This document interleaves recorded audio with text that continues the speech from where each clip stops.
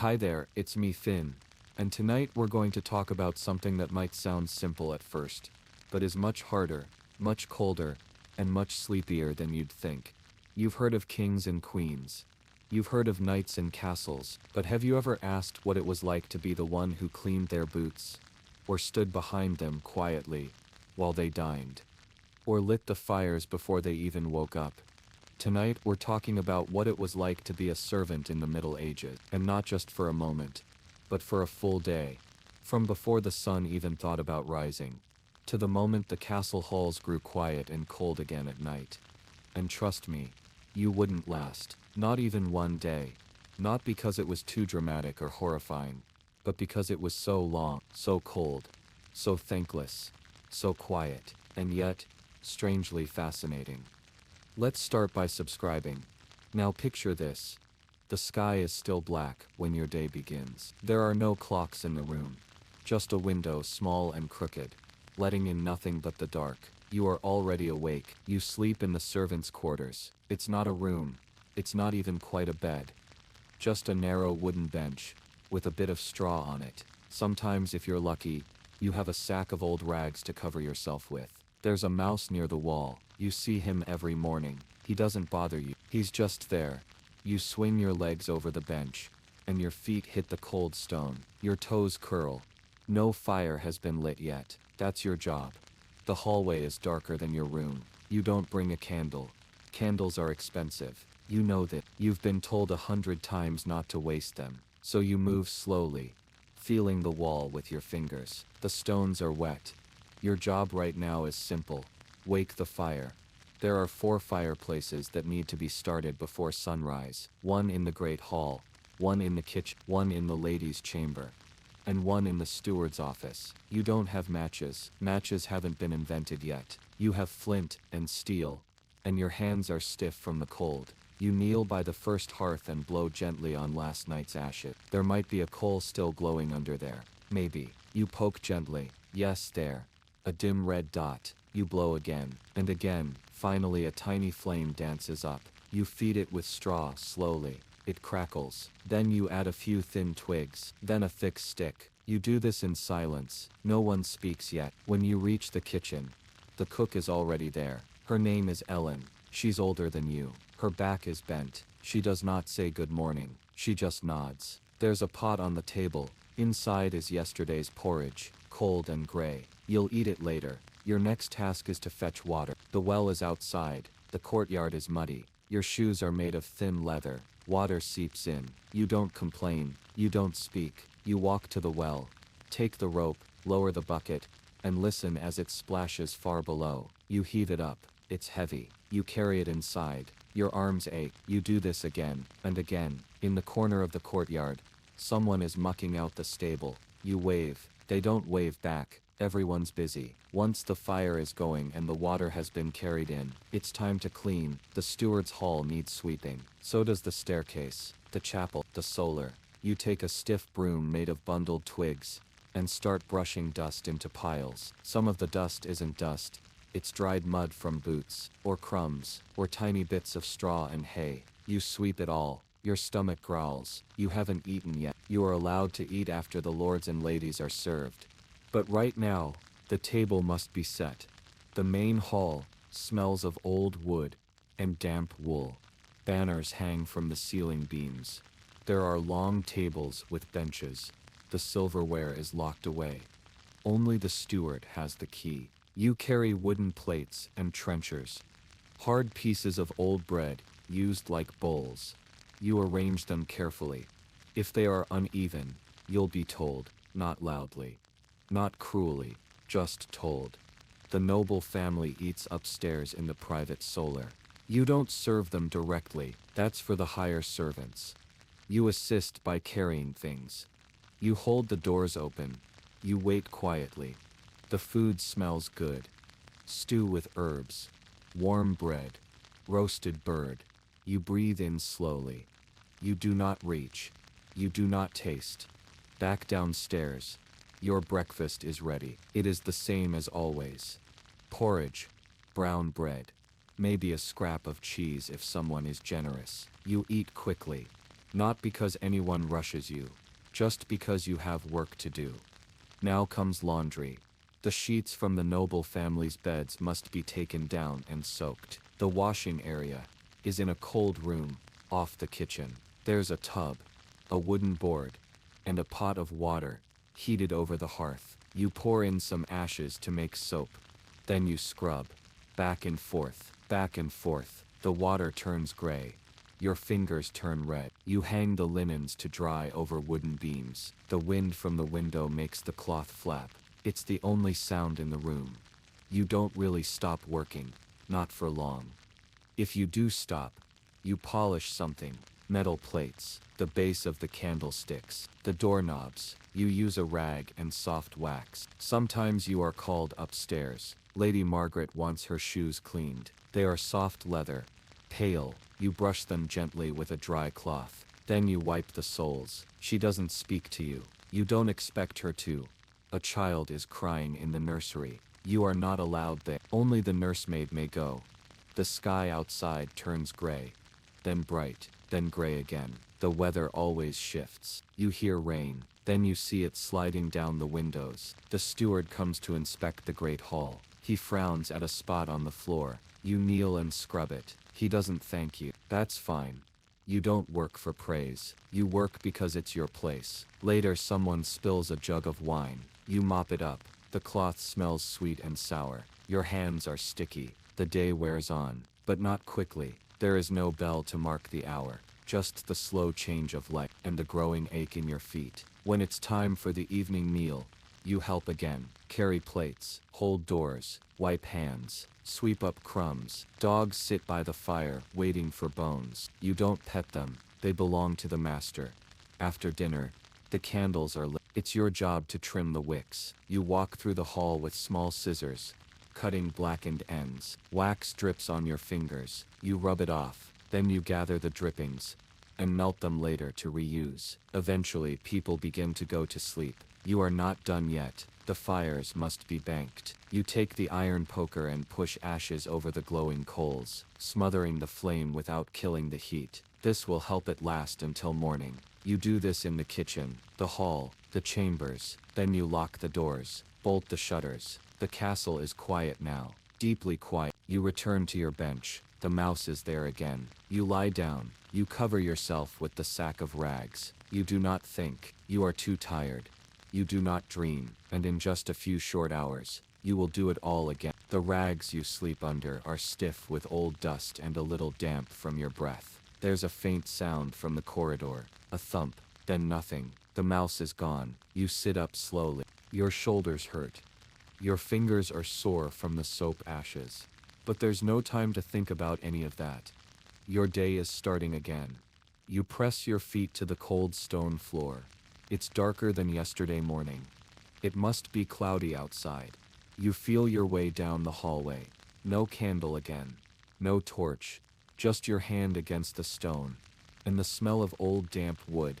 The first fireplace is dead cold this time. You kneel. You try to stir the ashes. Nothing glows. You sigh. Not loudly. Just a long breath that leaves your nose slowly. You gather straw. You strike the flint. Once. Twice. A spark. Then another. It lands on the straw. You blow. It smokes. Again. A bit more. And finally. A flame. Thin and orange. Like a thread from the sun's robe. You feed it until the sticks catch, and soon you hear the crackle. You warm your hands for just 3 seconds before moving to the next hearth. In the kitchen, Cook Ellen isn't there yet. Strange. She's always early. You light the fire anyway. You place the pot near it. You fill it from the bucket you left inside yesterday. It's heavy now. So you lift with both hands and pour carefully. The splash echoes in the quiet. There's a sound behind you. Just footsteps. The steward. He doesn't greet you. Just nods toward the main hall. You follow. The long wooden tables are still messy from last night. Bones. Crumbs. Wax. A spilled cup near the far bench. You fetch a bucket of water and a cloth. You wring it out. You wipe everything slowly. Left to right. One hand holding the cloth. the other smoothing it flat. You never leave streaks. Not if you can help it. Outside, it rains. The sound of it ticking against the stone roof is almost soft enough to make you want to lie down again. But you don't. You've learned to stay moving. It keeps you from thinking. After breakfast is served, and you eat your bowl of lumpy gray porridge near the pantry, you're asked to help in the laundry again. The linens from the noble guest chamber are soiled. Badly.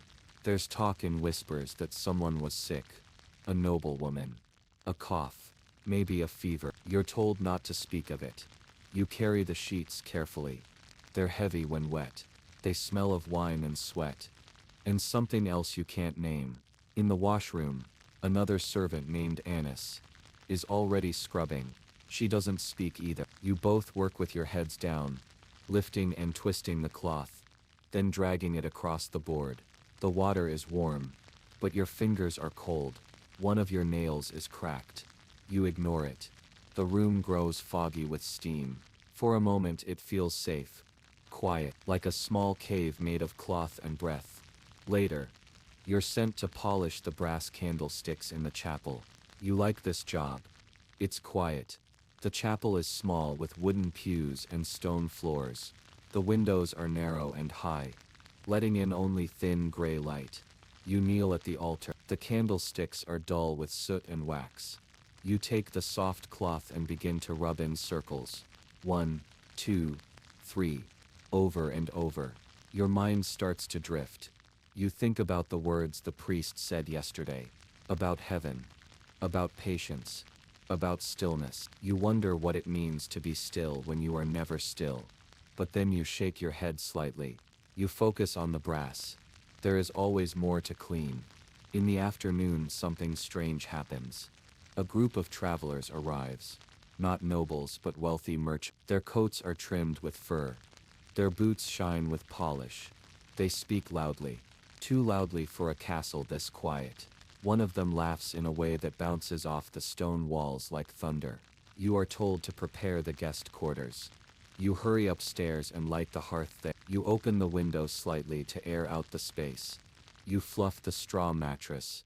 Not with down, but with care. You place a clean cloth over the washing basin. Then fill it with cool water.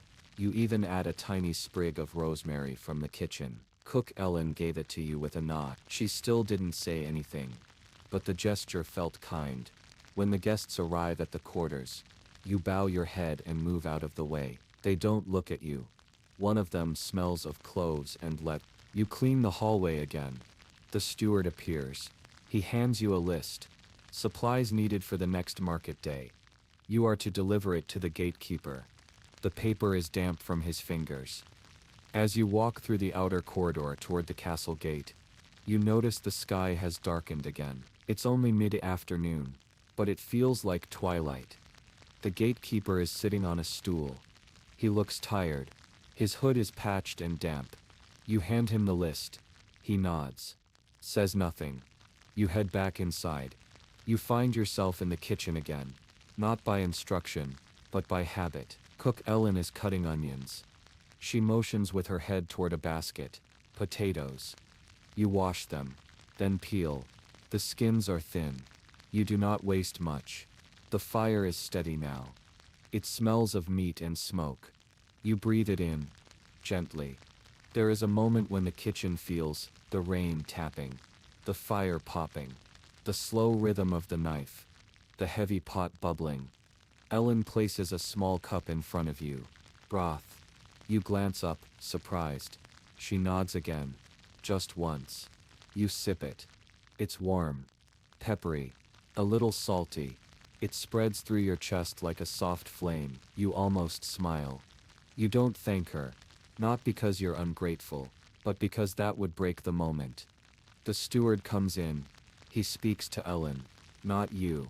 Something about the evening meal being earlier tonight. One of the guests must leave before sunset. You wipe your hands on a cloth and return to the great hall. The candles are all trimmed. The benches wiped. The floor swept twice. You polish the silver goblets. The crest of the house is worn, but you trace it with your thumb anyway. A lion and a star. You imagine the lion sleeping. After the meal, you carry plates again.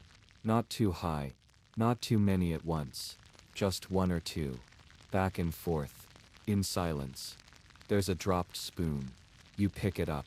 You wash it. You dry it. You place it back in the chest. By now your legs are tired. Your back aches. But you keep moving. When the final guest has retired to his room, you start to bank the fires. One hearth at a time. You stir the coals. You add ash. You listen to the last bits of wood crackle and fall. You watch the orange fade to red, then black. You lock the windows. You bolt the doors. You pass by the chapel. It's empty. You step in for a moment, just to listen. The stone holds a quiet like nothing else. It almost hums. You leave without making a sound. Back in the servants' quarters, you lie down on your bench. The mouse isn't here tonight. Maybe he found a warmer spot. You pull the rags up to your chin. Your feet are still cold. Your hands are rough. Your mind is quiet. And again, without even thinking, you fall asleep.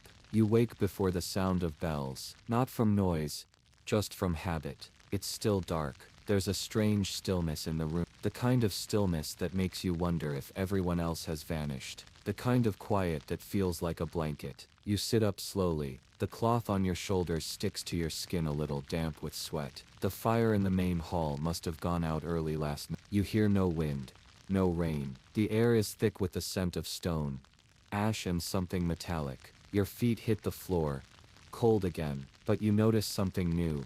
Your right ankle feels sore, maybe from the extra trips yesterday, maybe from the way you bent at the hearth too long. You limp slightly as you head toward the hallway. Still no light. You walk slowly, letting your hand brush the wall. You're not the first one up today. You hear a soft knock, a slow step. Cook Ellen? No, it's old Janin, the stable boy, if you can call a man over 40 a boy. He still sleeps near the hayloft. No one really knows how he got the job, or when. He was just always here. He carries a broom. You nod at him. He doesn't nod back. His eyes are half closed, but his hands know what to do. He begins sweeping the corridor in long, even strokes. You pass him. In the kitchen, Cook Ellen is already by the fire. She's cutting roots, the kind you don't recognize. They smell bitter but earthy. You wait. She doesn't say anything, so you go to the water bucket and fill the small kettle. The handle is still wet from last night. The steward enters a moment later. His boots are loud today. He speaks to Ellen in a low tone. You catch only some of it. There's a noble child visiting today. His parents are attending the Lord's Council upstairs, and the child is to be kept occupied. That word hangs in the air oddly. Not fed, not played with. Occupied. You are chosen. You're not sure why. The steward doesn't explain, only gestures, and you're led to the upper level, where the better rooms are. You've only been up here twice before, once to help polish a banister, once to fix a loose window shutter. Both times you felt like you were walking into a painting you weren't supposed to see. The boy is maybe 7. His tunic is cleaner than anything you've ever touched. He wears shoes that lace up his ankles. His cheeks are flushed, but not from illness. From heat. A small brazier burns in the corner. He does not look at you at first. You bow slightly. He says, "What do you do?" You blink. "I help with the fires," you say softly. "And the dishes. And the floors." He nods. Then says, "Can you tell a story?" You pause. You weren't expecting that. But you nod. You sit on the edge of a bench. He sits across from you. You begin with something simple, about a fox that stole bread from the market, and was caught by a goose pretending to be a guard. He laughs. Not a big laugh, just a small pleased one. You smile, just slightly. He asks for another, then another. Hours pass. You forget briefly that your ankle hurts. At one point he asks, "Do you sleep in a feather bed?" You shake your head. He frowns. "That must be terrible." You don't reply. But inside something settles. Not pride. Not shame. Just understanding. When the steward returns, he glances at the boy, who is now half asleep, then at you. He doesn't speak. but his eyes are softer than before. You leave the room. In the corridor, the air is warmer. Afternoon light spills through a narrow window and lands on the stone floor in a golden stripe. You step over it carefully, like it's sacred. Back downstairs, Cook Ellen nods once. When she sees you return, she hands you a cloth and points to the long table. You wipe it slowly, feeling the warmth in your fingers return. The afternoon goes on. In steady rhythm, you carry a message to the gatekeeper. You return with a pouch of herbs for the kitchen. You mend a small tear in a dining cloth. Your fingers ache by now, but you keep them moving. In the evening, a traveler arrives at the castle doors. Not a guest, a messenger. He carries no coat. His hair is wet, his eyes wide. He speaks quickly to the steward, who disappears into the lord's chamber upstairs. You are told nothing, but the castle quiets. The fires burn lower. The laughter at the long table fades sooner. Candles are trimmed more carefully tonight, as if everyone is afraid to waste wax. No one says what the message was, but something has shifted. You are asked to help close the main gate earlier than usual. You stand near the large wooden door, as the iron bolts are slid into place. The sound is heavy, final. You return to the servants' quarters, with a strange feeling. The walls feel thicker, the air denser. Before bed you visit the chapel again. You don't know why. It's empty. Nope, just the faint scent of candle smoke. You kneel on the cold floor. You say nothing, just sit, letting your hands rest in your lap. The quiet feels deeper tonight. When you return to your bench, you find a small cloth folded at the edge. It's cleaner than your own. Soft, probably forgotten by someone. You use it as a pillow. The mouse is back tonight. You hear it scurry near the far wall. You wonder if it found something worth chewing. As you drift off, your last thought is that maybe, just maybe, this wasn't the hardest day. But it was close. It's raining. Not loudly.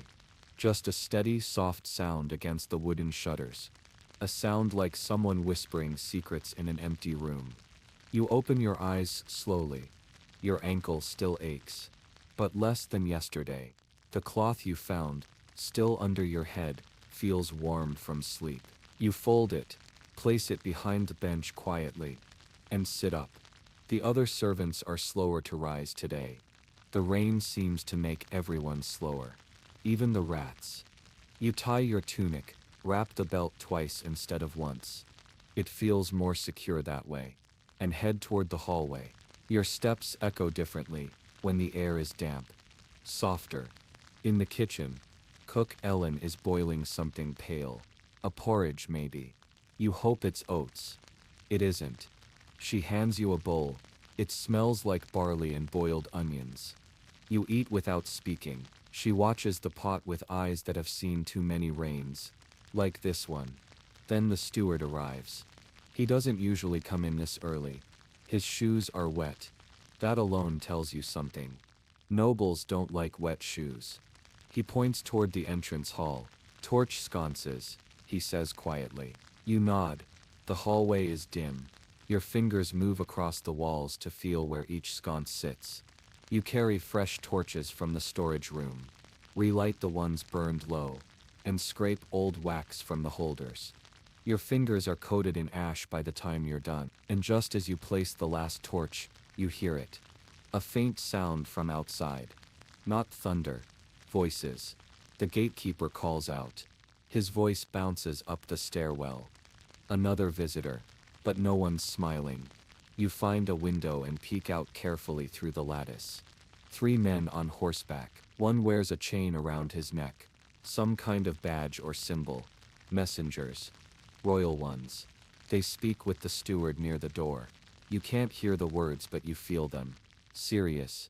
Measured. You are told nothing again. But soon everything moves faster. Servants rush down halls. The maids are wiping walls that were clean already. The steward asks for the table to be relaid twice. You are told to polish the door handles. Not just the front ones. All of them. You work slowly. Cloth in one hand. Breath held every time someone walks past. Then halfway through polishing the library door, it opens. You weren't expecting anyone inside. A woman walks out. Not a noble. Not a servant either. She wears a gray cloak and no jewelry. You step aside quickly. She stops for just a second, and looks at you. Not unkindly, then walks away without a word. You watch the edge of her cloak vanish around the corridor. Something about her movement stays in your mind. It felt practiced. The rest of the morning passes like a puzzle. Everyone is doing something, but no one knows the full picture. You return to the scullery to help rinse linens. Your fingers prune from water that feels like it came straight from the clouds. A maid beside you whispers about the royal messengers. They came from the border, she says. You don't ask which one. It doesn't matter. What matters is the castle has shifted again. Like a boat leaning one way in a storm you don't see yet. At midday a bell rings. Not the meal bell. The chapel bell. Everyone freezes for just a moment. The steward walks in again. This time faster. All must gather, he said. You and the others follow in a long, slow line down the corridor. And into the great hall. The room smells like wax and rain. And something faintly metallic. The Lord stands at the far end. He rarely addresses the servants directly. His voice is clear but not loud. He speaks of illness, not in the castle but nearby. A village 2 days' ride away. The roads are to be watched. Guests questioned. New goods checked. No one is to travel. No one is to leave without reason. He says this with the tone of someone stating a fact, not offering advice. Then he steps away. The servants file out quietly. Back in the corridor, you feel the weight of his words still on your shoulders.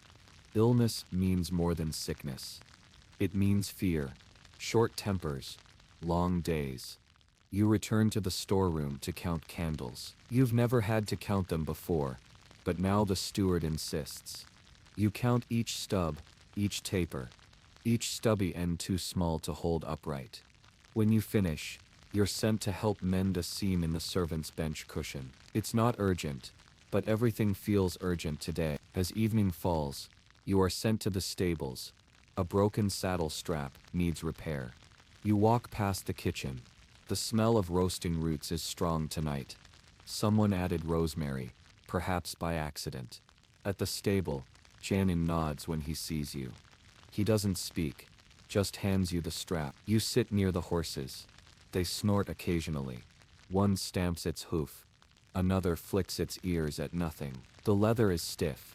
You poke the thread through with a bone needle, looping slowly, making sure each stitch holds. You don't want to do it again tomorrow. When you finish, Janin offers you a crust of bread. You take it. It's cold, but it tastes better than most things you've eaten today. As you chew, you glance at the door. The rain has stopped. Outside, the sky is still pale, like it hasn't decided whether to be night yet. A single bird cries in the distance. You return inside. The fires are being stoked. The candle count has already begun again. The steward's voice is sharper tonight. Not cruel, just careful. In the quarters, the others settle slowly. You use the cloth again, fold it a different way, place it under your neck instead of your head. You stare at the ceiling. A crack in the stone forms the shape of a tree branch. You trace it with your eyes over and over. The mouse doesn't come tonight, but the silence does. And in that silence, you feel something you haven't felt all day. Stillness. The sun doesn't rise all at once. It's a slow change. A gentle light pushes through the cracks in the wooden shutters. And the damp smell of yesterday's rain still floats in the air. You wake to the sound of cloth rustling. Someone near you is adjusting their tunic. Someone else coughs softly. A yawn echoes against the stone. Your ankle barely hurts now. It's stiff, but the sharp ache has turned into a dull memory. You flex it once, then sit up quietly. There's no spoken rule, but you all move as if pulled by the same string. The first person to stand makes everyone else feel like they should too. You make your way to the lower kitchen. Cook Ellen is already preparing breakfast. You recognize the thick shapes of yesterday's bread, soaking in something white. Milk, maybe watered ale, maybe broth. It's always a guessing game. She doesn't speak, just slides a wooden bowl across the table. You nod and take it. You sit on a small stool near the back of the room, eating slowly, The way someone does when they're trying to stretch out a moment that won't last long. A soft knock interrupts the silence. The steward steps in. His expression is unreadable. As always, he doesn't look at you directly. Baths, he says. Everyone freezes. Baths aren't regular. Not for servants. It means guests, important ones. You put the bowl aside and follow him. Your steps lead through unfamiliar corridors. You've never been asked to help with the bathing rooms before. The air gets warmer as you walk. Damp. A faint smell of rose oil lingers in the walls. You reach a door with a heavy latch. The steward nods once and walks away. Inside, steam curls in the air. A large copper tub sits near the fireplace. Wooden pails are stacked near the door. You hear the dripping of water from the stone ceiling. An older woman stands by the tub. She's tall and thin, with gray streaks in her braided hair. You don't recognize her. "You'll help me scrub the floor," she says without turning around. You kneel beside her. The stone is rough, the water soapy. Your hands sting a little as you scrub, but the scent is oddly soothing. Something like lavender and smoke. The woman speaks again. "No talking," she says, "but if I nod at something, do it." You nod once. She nods back, not looking. The bath is for someone important. Maybe the visitor who arrived yesterday. Maybe someone coming today. You don't ask. Instead, you rinse the cloth in the warm bucket and scrub again. The woman hums softly. A tune you don't know. It stays in your mind even after the task is done. When you return to the servants' hall, the other workers are being assigned new duties. There's tension again. Not fear exactly, just a thickness in the air. Like something's coming, but no one wants to say what. You are told to help with the guests' rooms. Dust the drapes, wipe the trunks, smooth the bedding so tightly that not a single fold remains. You walk carefully on the polished floors. Each step feels louder here. The room you enter is wide, with stained glass windows that scatter light like broken jewels. You've never stood in such a room before. On the far wall, a tapestry hangs, colors faded, but still full of life. It shows knights and deer and a tree with silver leaves. You pause too long in front of it. A voice breaks the stillness. You like it. You turn sharply. A young man stands in the doorway, not dressed like a noble, but cleaner than any servant. You nod once, then drop your eyes. "My father had it made before the famine," he says. You don't reply. He steps closer, then gestures for you to continue your work. You wipe the windows slowly, feeling his eyes on your back. After a moment, he leaves without another word. The rest of the room takes longer than it should. Your thoughts are slower. Your hands feel unsure.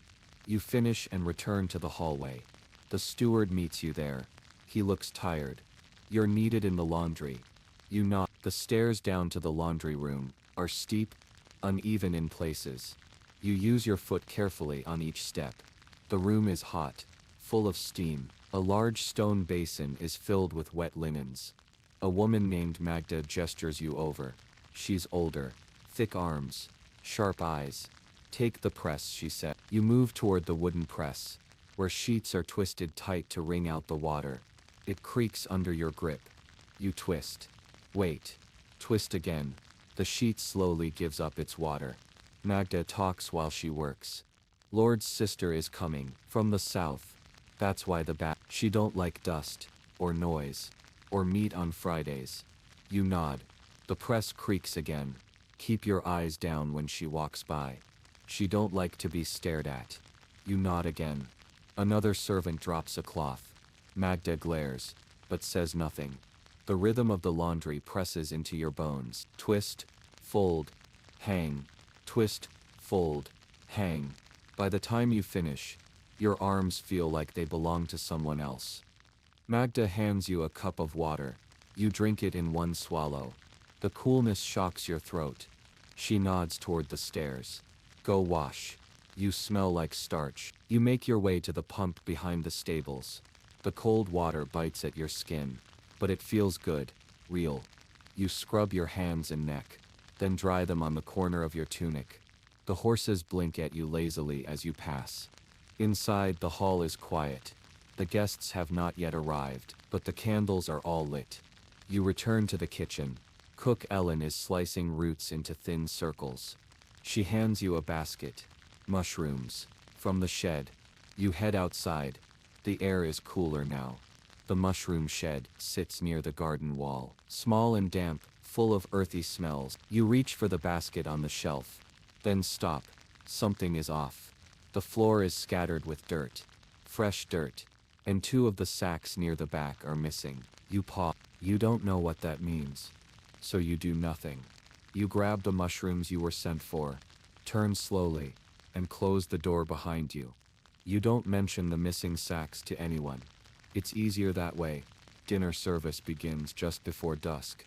You help bring out the trays, roasted turnips, a stew you didn't get to taste, and a sale pie that smells like apples and nutmeg. You watch from behind a column, as the nobles eat.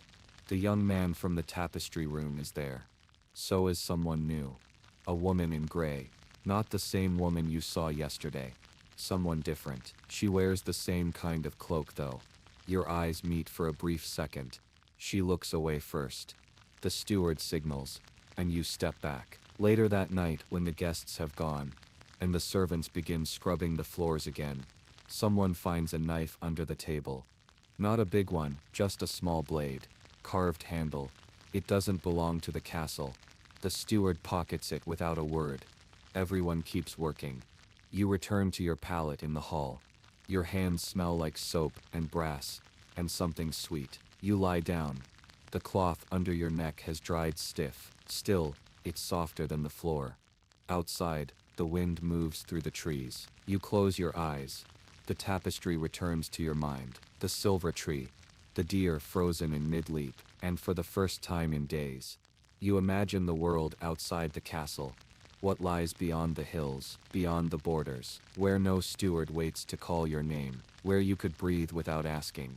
But the dream doesn't come, only the stillness, and the feeling of stone beneath your back. Morning begins before the birds. There's no bell today, no knocking, just the light, gray and cold, spreading across the stones like water soaking into cloth. You wake slowly, stretching one arm, and then the other. The ache in your elbow is still there. You press your thumb against it, gently, and breathe out. The room is silent, except for the distant crack of firewood from the kitchens below. Today smells different. Not smoke, not oil, something sweeter, spices, maybe, cinnamon, or cloves. Not the kind of scent that lives in the servants' quarter, the kind that belongs upstairs, in noble rooms, behind velvet curtains. You sit up. A pair of feet shuffle past you in the half-light. Someone you recognize only by their hair. Ellis, the boy who works with the dairy carts. He nods at you. No words. Nobody talks in the early hour. Not unless they must. By the time you reach the washing room, the cold water is already poured into a wooden basin. You take your turn without needing to ask. Splash your face. Rub your hands. Shake the water off onto the stone floor. The same rhythm. The same ritual. Only today feels heavier, like the castle itself is waiting. You're sent to the herb garden next, a narrow strip of soil tucked between the walls. Rosemary, thyme, sage, the kind of plants that hold onto scent even when dried and brittle. The garden keeper is already there, a woman in her 40s, broad-shouldered, silent. You've never learned her name. You don't need to. She gestures with a sharp flick of her hand. You kneel beside her and begin to pick leaves. Slow. Careful, you're told what to cut and what to leave, which stems are ready, which are not. Her instructions come in small noises. Clicks, grunts, a hiss when you reach for the wrong sprig. You don't argue, just nod. It's peaceful here. A space that doesn't feel rushed. The wind lifts the smell of mint, and mixes it with something else. Wet earth, moss, the faintest scent of wood smoke from the kitchen chimney nearby. You forget time for a while. Until the steward appears. He doesn't raise his voice, just stands with arms behind his back. And wait. You gather your bundle of herbs. Rise and follow. He leads you to the outer corridor that wraps around the great hall. The stone feels colder here. The light is softer, muted by thick glass. You pause at a heavy wooden door. He opens it for you, Inside is a room you've never entered before. Not grand, not filled with gold or banners, but quiet, and heavy with silence. A single table. 2 chairs. 1 candle burning on a silver plate. The woman in gray is sitting on one side. The same woman who looked away when your eyes met last night. She doesn't look at you now either. The steward nods toward the wall. There's a wooden box there, filled with linens. You begin folding, quietly, slowly. The steward leaves the room. No words are exchanged, only the creak of fabric and the sound of your fingers smoothing out each fold. The woman sighs once, but she doesn't speak. You finish folding and stack the linen where it belongs. You bow slightly enough to show respect, not enough to be noticed, and leave the room. Outside the door, the steward is gone. You make your way back through the servants' corridor. Each step sounds louder today, every echo deeper. The castle feels too quiet. In the hallway near the chapel, you pass a group of older servants kneeling near the wall, scrubbing the stone with brushes made from bundled bristles. Their hands move without stopping, faces down. One of them looks up as you pass. Her eyes are red, not from crying, from smoke, maybe, or something else. You nod. She doesn't nod back. In the kitchen, cook Ellen looks tired, more tired than usual. She's stirring something thick in a copper pot, a stew. You catch the scent of barley, and onions and something else, lemon. No, vinegar. Help with the dough, she says without looking at you. You take your place beside the long table. There's flour on the floor. You press your palms into the soft mass of dough and begin to knead. The heat from the hearth makes your back sweat. You wipe your sleeve against your brow and keep working. The bread won't be for you. It never is. Not the warm bread. Yours will be stale, rough, scraped from the burnt edge of the crust, if anything is left. But still, the smell makes your stomach twist. After an hour, the steward returns. He calls 4 names. Yours is one of them. You leave the kitchen with flour still on your hands. The task is simple. Prepare the laundry baskets for the guests. You follow the steward through a narrow hall, up 2 flights of worn stone stairs. The air shifts. This is the higher floor, the noble floor.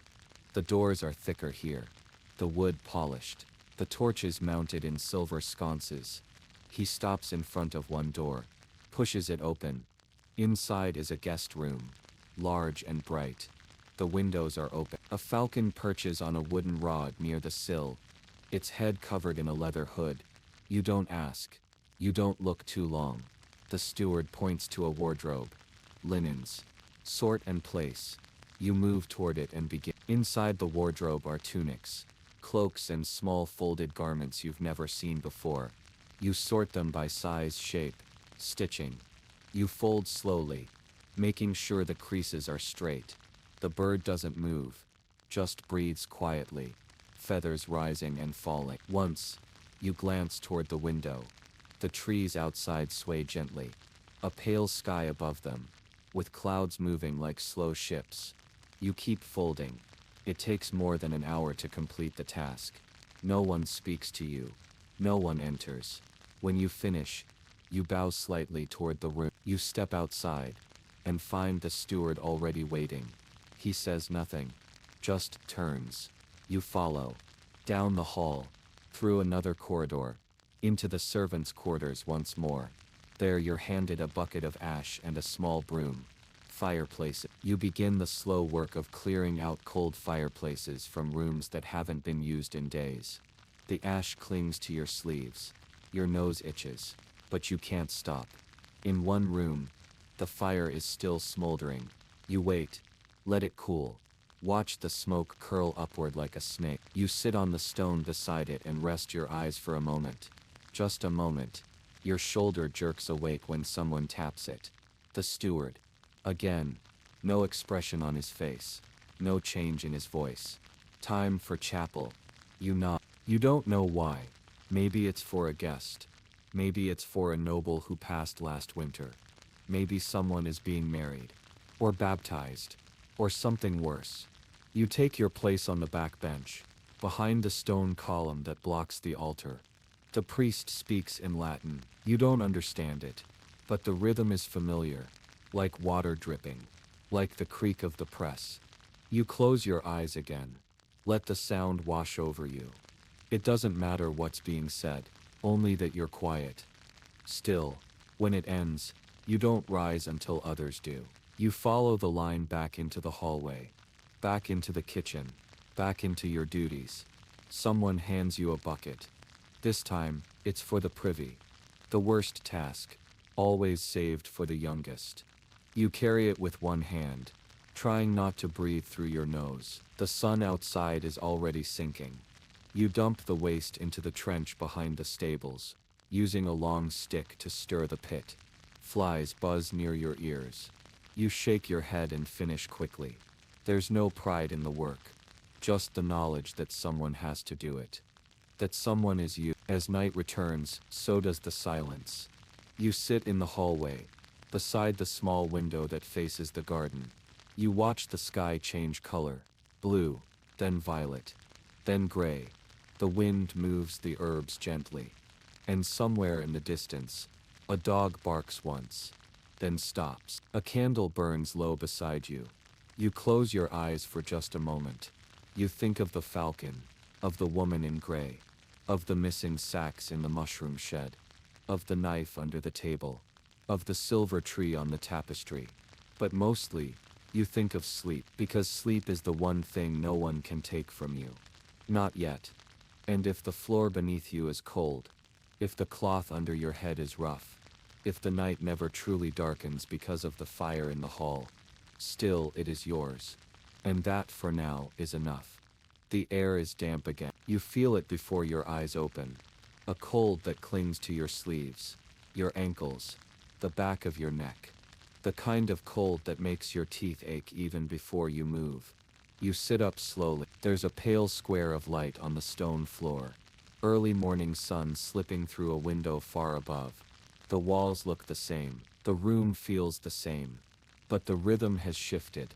The castle is quieter, more careful. You pull your wool over your shoulders and move toward the doorway, hoping your boots are dry from yesterday's ash cleaning. They are not. One heel still soaked through. Still, you slip them on and step into the hall. Voices echo faintly somewhere below. In the kitchen perhaps. But you're not sent there this morning. You're sent to the laundry courtyard instead. And you can smell it before you reach the stone steps. Hot water, lye soap, the sharp sting of wet wool and boiled cloth. Steam rises like smoke from the copper tub. The women are already working. Elbows deep in water, faces pale, eyes heavy. You recognize two of them but don't speak. Words are rare in the courtyard. You take your spot beside a low tub and begin wringing out a linen tunic. It's heavy and stiff. The water runs brown. A servant beside you lets out a long sigh. You don't look at her. You just twist and twist, your hands numbing under the cold splash and the hot cloth. There's a rhythm to it. Soak, scrub, rinse, wring. Soak, scrub, rinse, wring. Someone vomits behind the wall. You don't turn. That happens sometimes. The lye fumes are strong. Or maybe she's with child, or sick from something worse.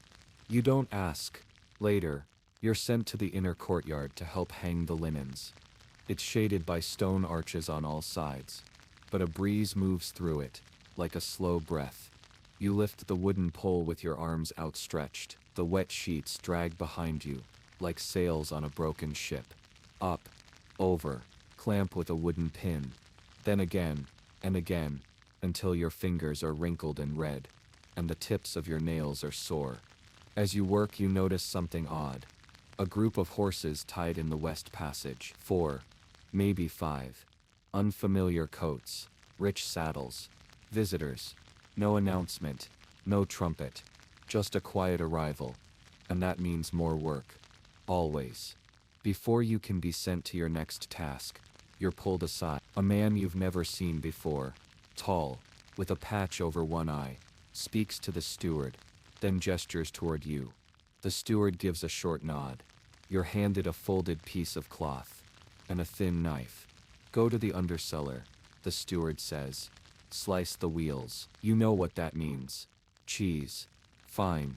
Aged wheels of cheese, wrapped in cloth, and stored below the kitchen, where the cool stone keeps them from rotting too quickly. You carry the cloth and blade down the narrow stair. It's darker here. Damp. The smell is thick, sharp and creamy, sour, and earthy. It clings to the corners of your mouth. There's one candle burning in a holder stuck into the wall. You take the knife and begin cutting the outer layers of the cheese wheels, slicing away mold, peeling the surface, until the pale yellow beneath is smooth and firm. It's slow work, precise. The cloth must be refolded, the blades wiped clean, the slices stored properly. There's a ledger nearby, an old book bound in leather, covered in dust. You don't touch it. That belongs to someone else. You only cut and clean. When you return upstairs, it's nearly midday. The courtyard is either now. More servants, more boots on the stones. In the hallway near the armory, you catch a glimpse of one of the new visitors cloaked in blue, with a ring as wide as a coin on his finger. He doesn't look at you. Of course not. You're invisible here. Your next duty is to polish the brass fixtures in the guest chamber. You're given a cloth dipped in vinegar, and a soft brush for the small edges. The room you're sent to is warmer than expected. A fire is already lit. A small dog sleeps near the hearth. Its ears twitch, but it does not wake as you enter. You begin with the candle holder, then the drawer pulls, then the long hinge on the door. Each piece must be rubbed until it reflects light, until the shadows bend around it like silk. There's a painting above the bed, a forest scene, tall trees, a man on horseback, a river curling like thread between the rocks. You glance at it, just once, before returning to your task. When you finish, you stand beside the door, not sure whether to leave. The dog stirs, stretches, yawns, and then walks straight past you. Out the door. You follow. Because no one told you to stay. You find the steward in the courtyard. He doesn't ask about the brass, only points toward the garden wall. There, he says, the wall has started to crumble. Some of the mortar has come loose. You're handed a bucket of lime wash and a stiff bristled brush. The work is slow, the wind is cold, your fingers ache again, but the rhythm is steady. Scrub, dip, brush, scrub, dip, brush. Time passes like molasses, sticky, still. You think about the kitchen, the dog, the man with the ring, the woman who vomited, the book in the undercellar. You wonder how many stories live in this castle that no one speaks of. You wonder how many servants are buried without a name on their grave. You wonder if anyone ever chose this life, or if it chose them. By the time you return your brush, the sun is already low. Supper is plain tonight. A crust of bread, cabbage, onion, a spoonful of the barley stew from yesterday. You eat it slowly, alone on the bench by the kitchen arch. The fire crackles. A pan clangs. Someone mutters a prayer over their bowl. You finish your bread, lick your fingers, and lean your head against the wall. The stones are warm here. The only place they ever are. Someone drops a cup. It rolls, stops against your boot. You pick it up, set it back on the table. No words are exchanged. After the meal, you're given one more task. The candles must be checked, wicks trimmed, wax collected, holders reset. It's quiet work. You carry your shears and go from sconce to sconce. In the corridor by the chapel, the candle burns low. You trim it, replace it with a taller one. In the library, the air smells of vellum and dust. You light 2 new tapers. The shadows chase each other up the walls. In the hallway near the stables, a candle has already gone out. You relight it from the lantern you carry. The flame flickers, then grows. You watch it for a moment. It moves like breath, like thought, like a whisper. You return the shears to the steward without speaking. He nods. And that's the end of your day. But not your night. Because now you wait again for sleep. And in sleep, you might dream of a life that doesn't leave your hands bleeding. You might dream of linen that folds itself, of cheese that cuts without your blade, of courtyards that bloom with flowers, not sweat and smoke. You lie down on the cold cloth, close your eyes, and pretend the stones are soft, even if just for one night. The rooster didn't crow this morning. Not that it mattered. You were already awake. The stone under your cheek was colder than usual, and the scratch in your throat had grown a little sharper through the night. You swallowed twice before sitting up, feeling the tug of stiff muscles through your shoulders and back. The others were still sleeping. You could hear their breathing, some shallow, some heavy. One of them had curled into the corner, blanket tugged tightly around their knee. You rubbed the sleep from your eyes and stood. The fire in the hearth had gone out. Just a pile of gray ash now, and a few stubborn embers clinging to the center like forgotten memories. There would be no warmth this morning, unless someone brought it back. But that wasn't your task today. Your task had changed. There had been talk last night, quiet voices at the edge of the courtyard. A new guest had arrived. Someone important. Not noble, not exactly, but someone with weight. A scholar, they said, from the abbey across the hills. A man with ink-stained fingers and boots too clean to have walked far. That meant new duties, more care, more precision. You were called before dawn by the steward himself. He had a list in his hand, and a sour expression on his face.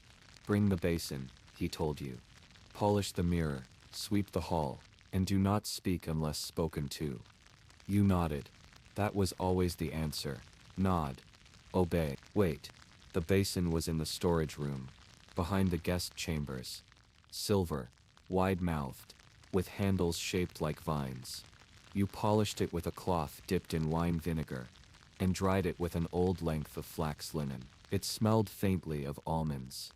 Then the mirror. It wasn't a mirror as you might think of one today. No clean reflection. No true clarity. Just a dark piece of polished metal, mounted in a carved wooden frame. You wiped it carefully. Circular motions. Tiny pressure. Like smoothing a wrinkle in someone's forehead. The hall took longer. The floor was long, lined with rushes, that had gone yellow and brittle with time. You swept slowly, collecting what dust you could, careful not to scatter it too far ahead of you. The wind moved gently through the high windows. You paused once, just for a moment, to listen. You thought you heard singing, but it could have been the wind itself, or your thoughts pretending to be something softer. When the hallway was clean, you were told to assist the cook, not with the fire or the food, with the table. A formal setting was required. You followed her instructions with quiet hands.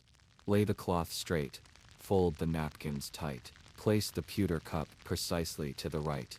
The spoon, the knife, a small plate carved from wood, scrubbed until it shined. The bread was cut thick, the butter shaped into a curled rose, an apple, cored and filled with a bit of clove.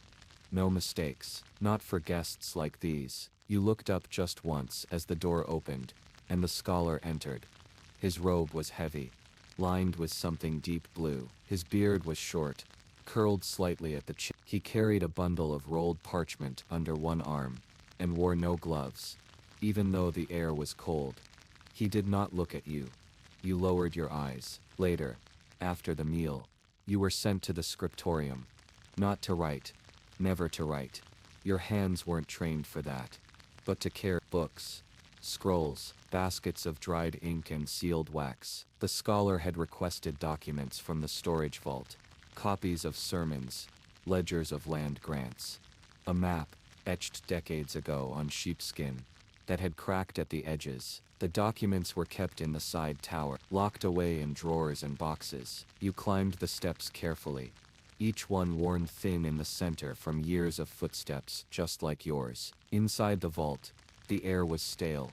The light came from a single slit of a window, barely more than an arrow loop. Dust clung to everything like an extra layer of cloth. You opened the drawers one by one, careful not to shift the order of things. The labels were handwritten, in ink, so faded it looked almost like cobwebs. You found the map first, rolled tight and tied with waxy thread, then, a leather-bound codex.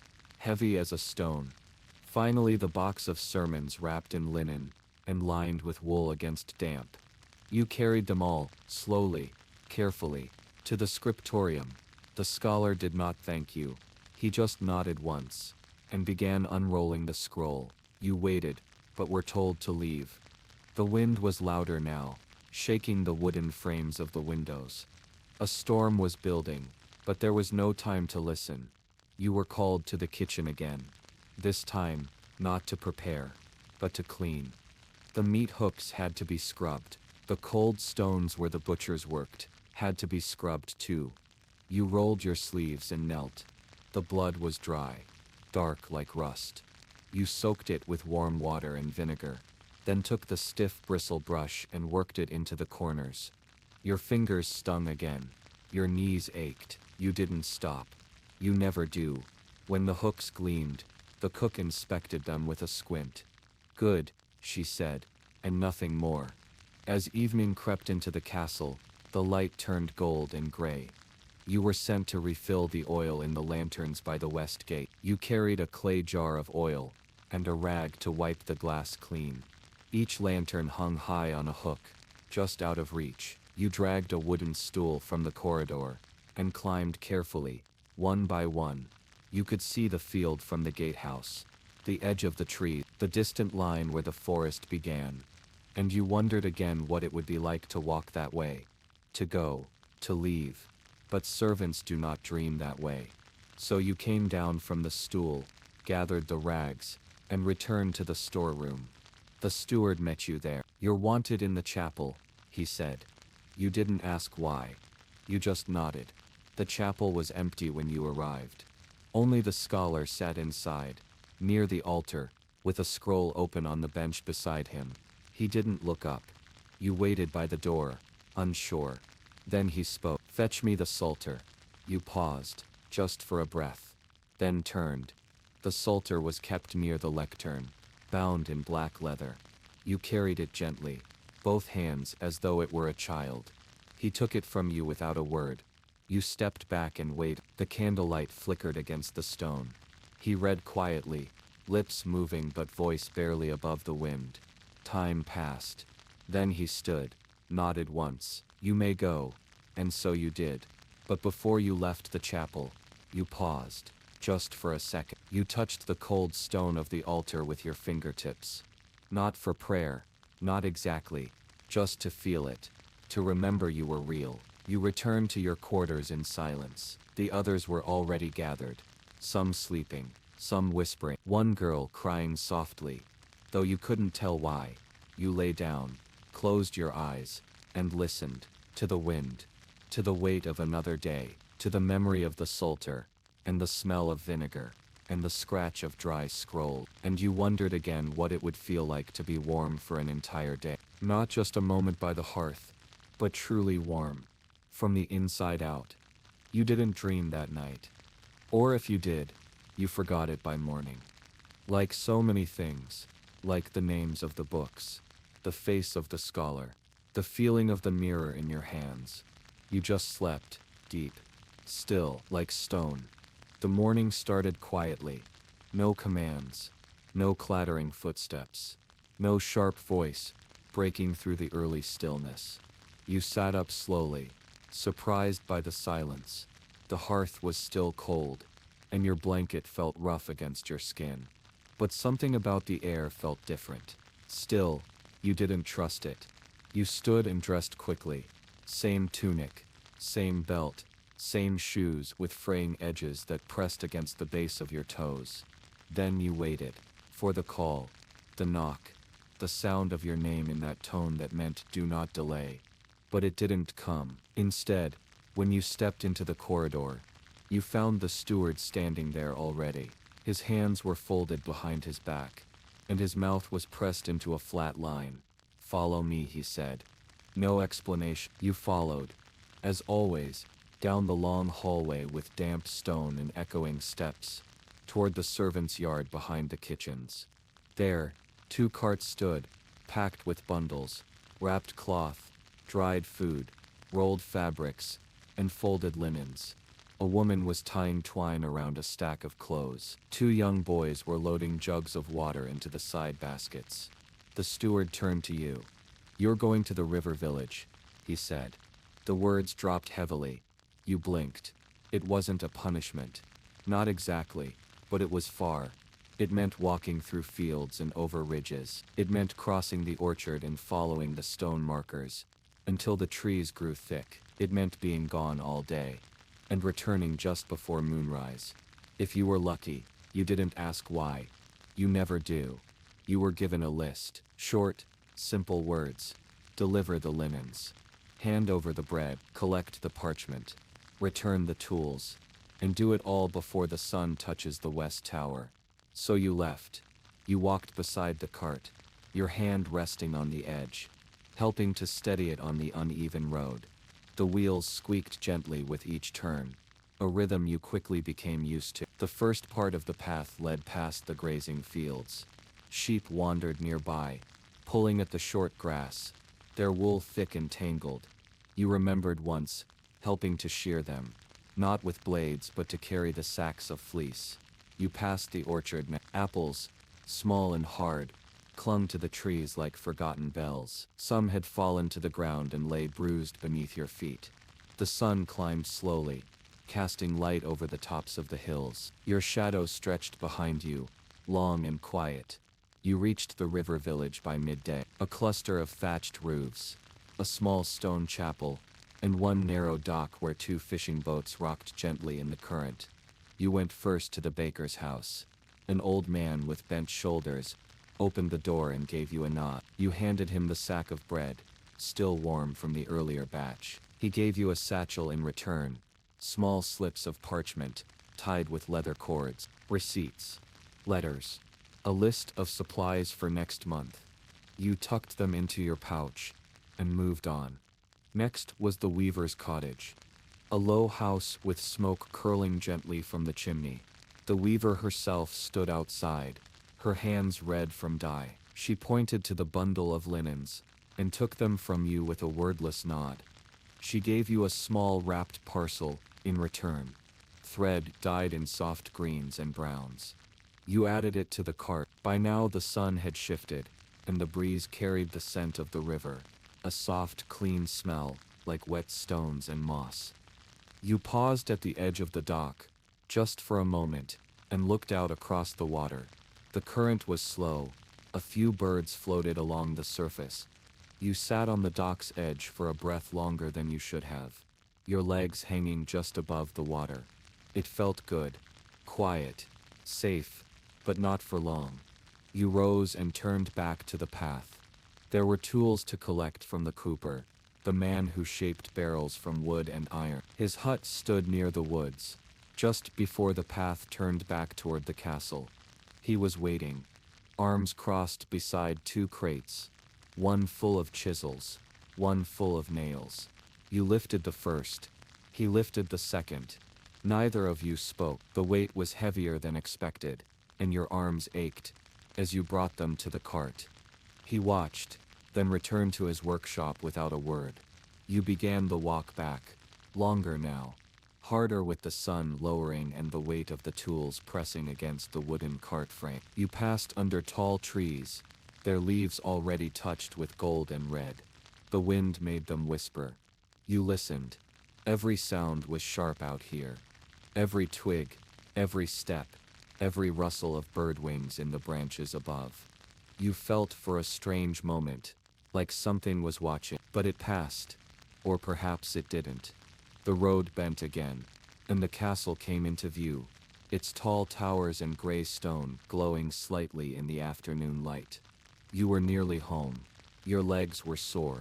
Your hands were stiff. Your back pulled tightly when you turned the cart. Still, you didn't slow. You reached the gates just before the sun kissed the edge of the tower. The steward was there as if waiting. He looked at the supplies. He checked the parchment. He gave a short nod. Then he told you to bring the tools to the blacksmith. You did. The forge was glowing when you arrived, orange and red hot like the inside of a candle. The blacksmith barely looked up. He took the crates with a grunt and waved you off. You left quickly, glad to be out of the heat. Then it was the kitchen again. Not to eat. Not yet. To clean. The floor. The table. The spill of dried oats near the grain sacks. You swept. You scrubbed. You filled the water bucket again. And again. Your arms moving without thought. Finally the cook gave a nod. You were given a piece of barley bread and a bowl of thin stew. You sat on a small stool near the doorway, and ate slowly. Your hands trembled slightly from the long day, and the warmth of the broth felt like a quiet fire in your chest. Someone passed you a slice of apple. You looked up in surprise. It was the girl from the night before, the one who'd been crying. She didn't say anything. She just gave you the slice and walked away. You chewed it slowly. It was soft, and slightly tart. Later, you helped close the shutters.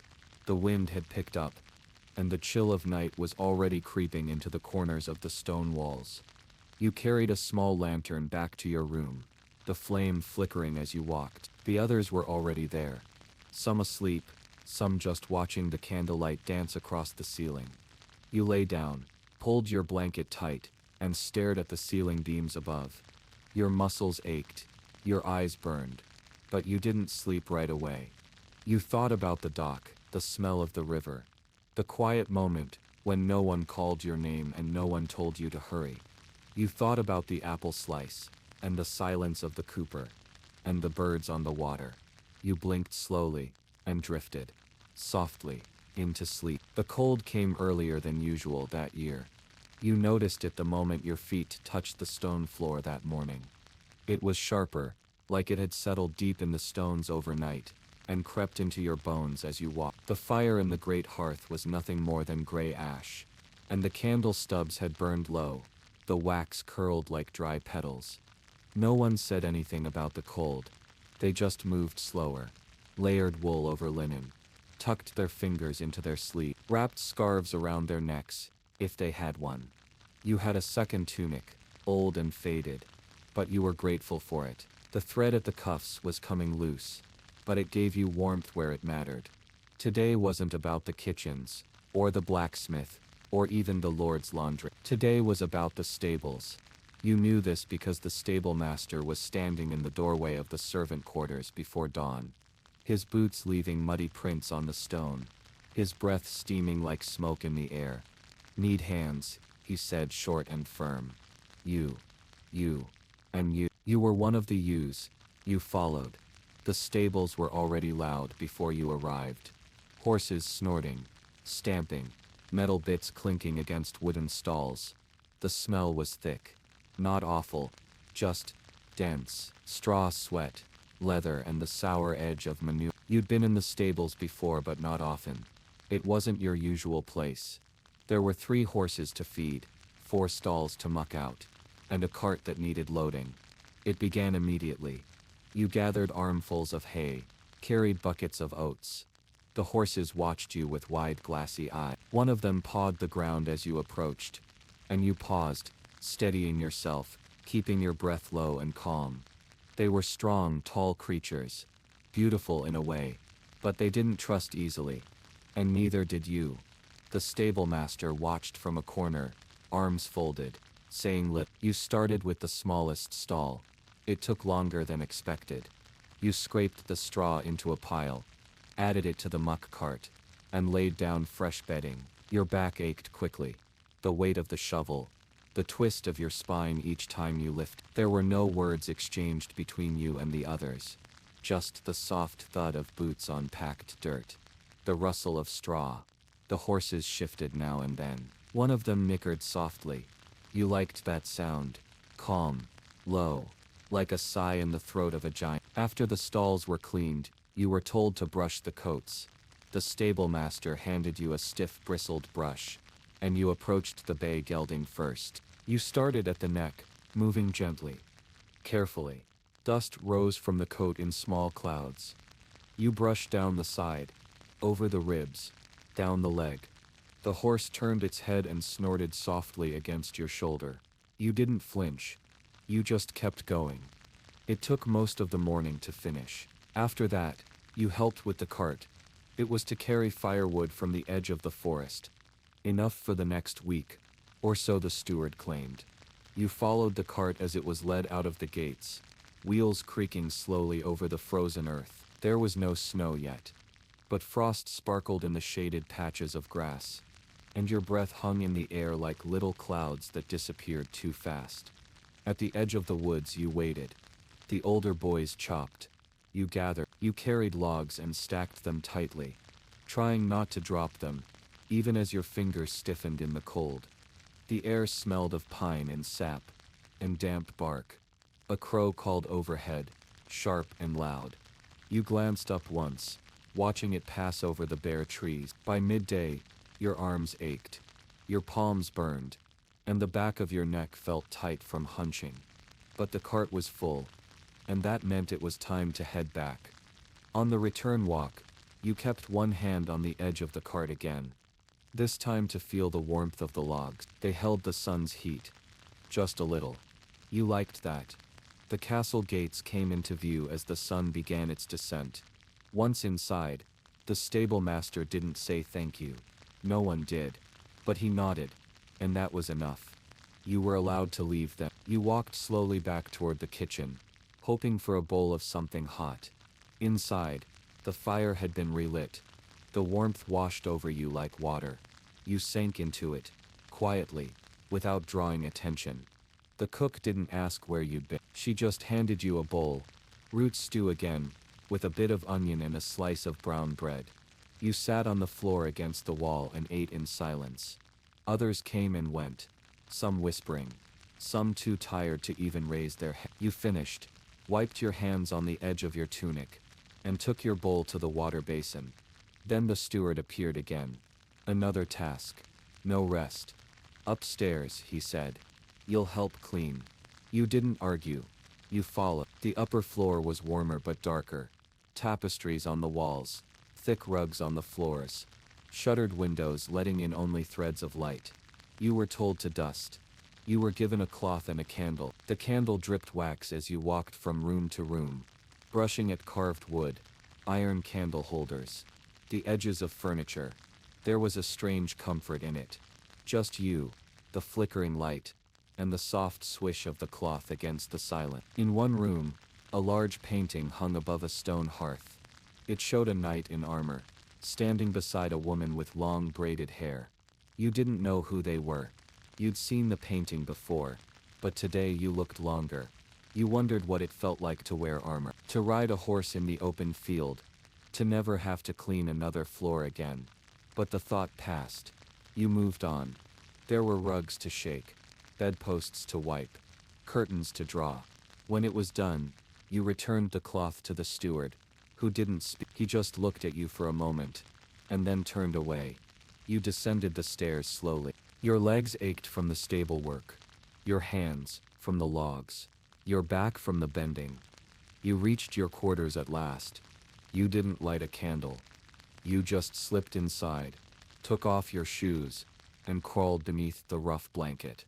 You listened to the sounds of the hall, muffled voices, the creak of a bed frame, the scrape of boots against stone. Someone coughing in the distance.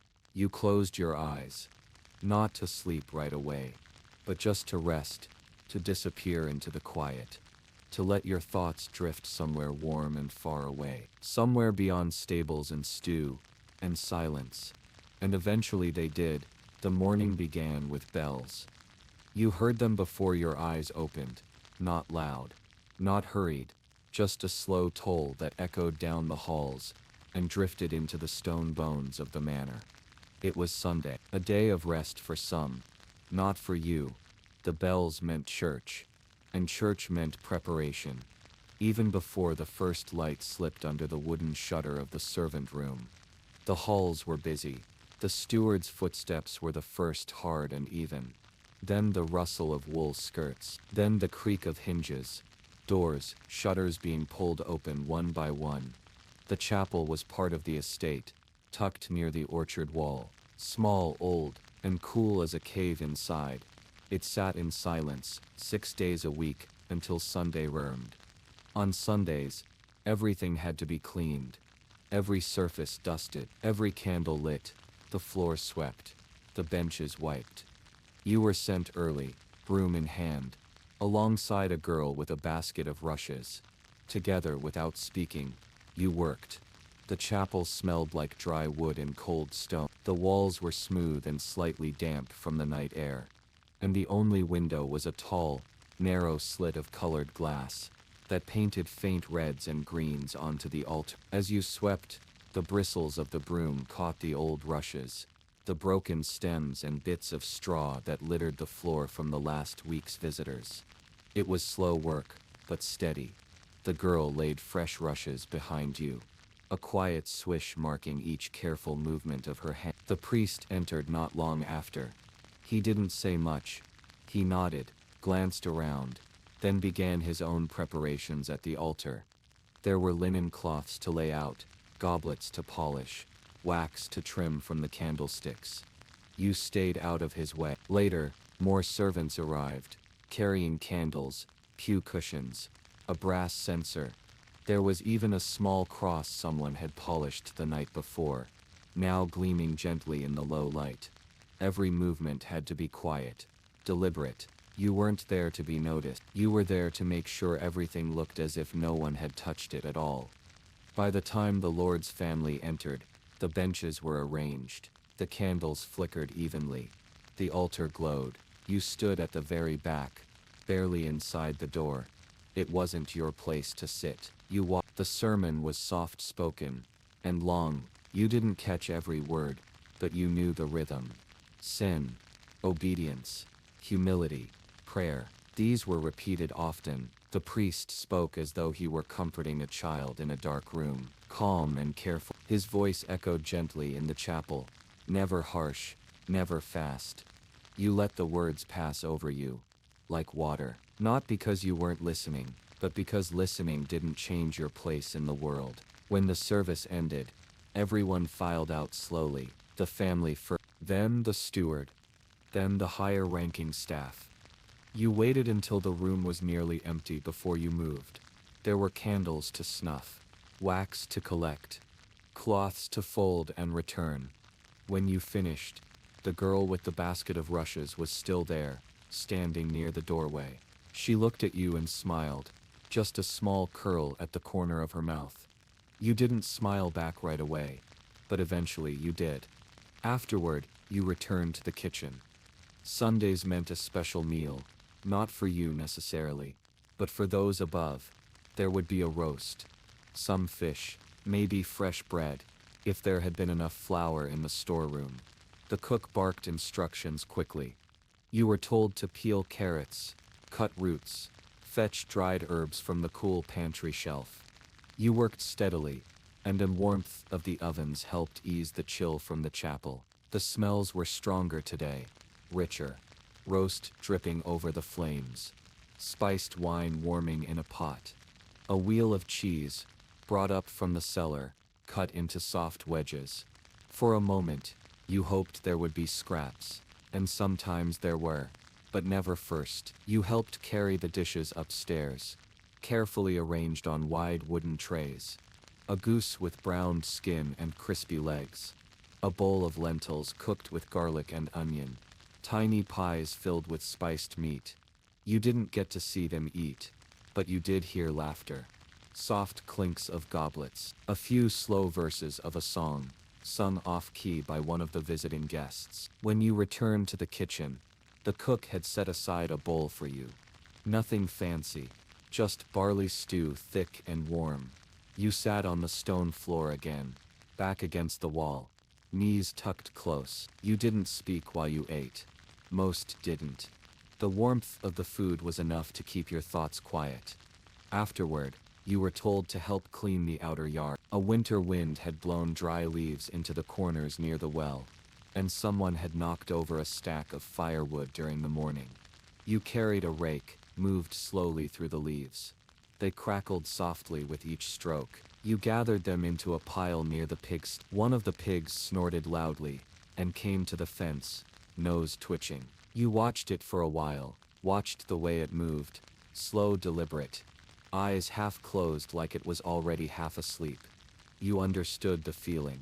You picked up the firewood now. Each log was damp and rough in your hands. Stacking them wasn't hard, but it was careful work. One log tipped and rolled across the mud. You chased it, wiped your hands clean on your tunic, and placed it again.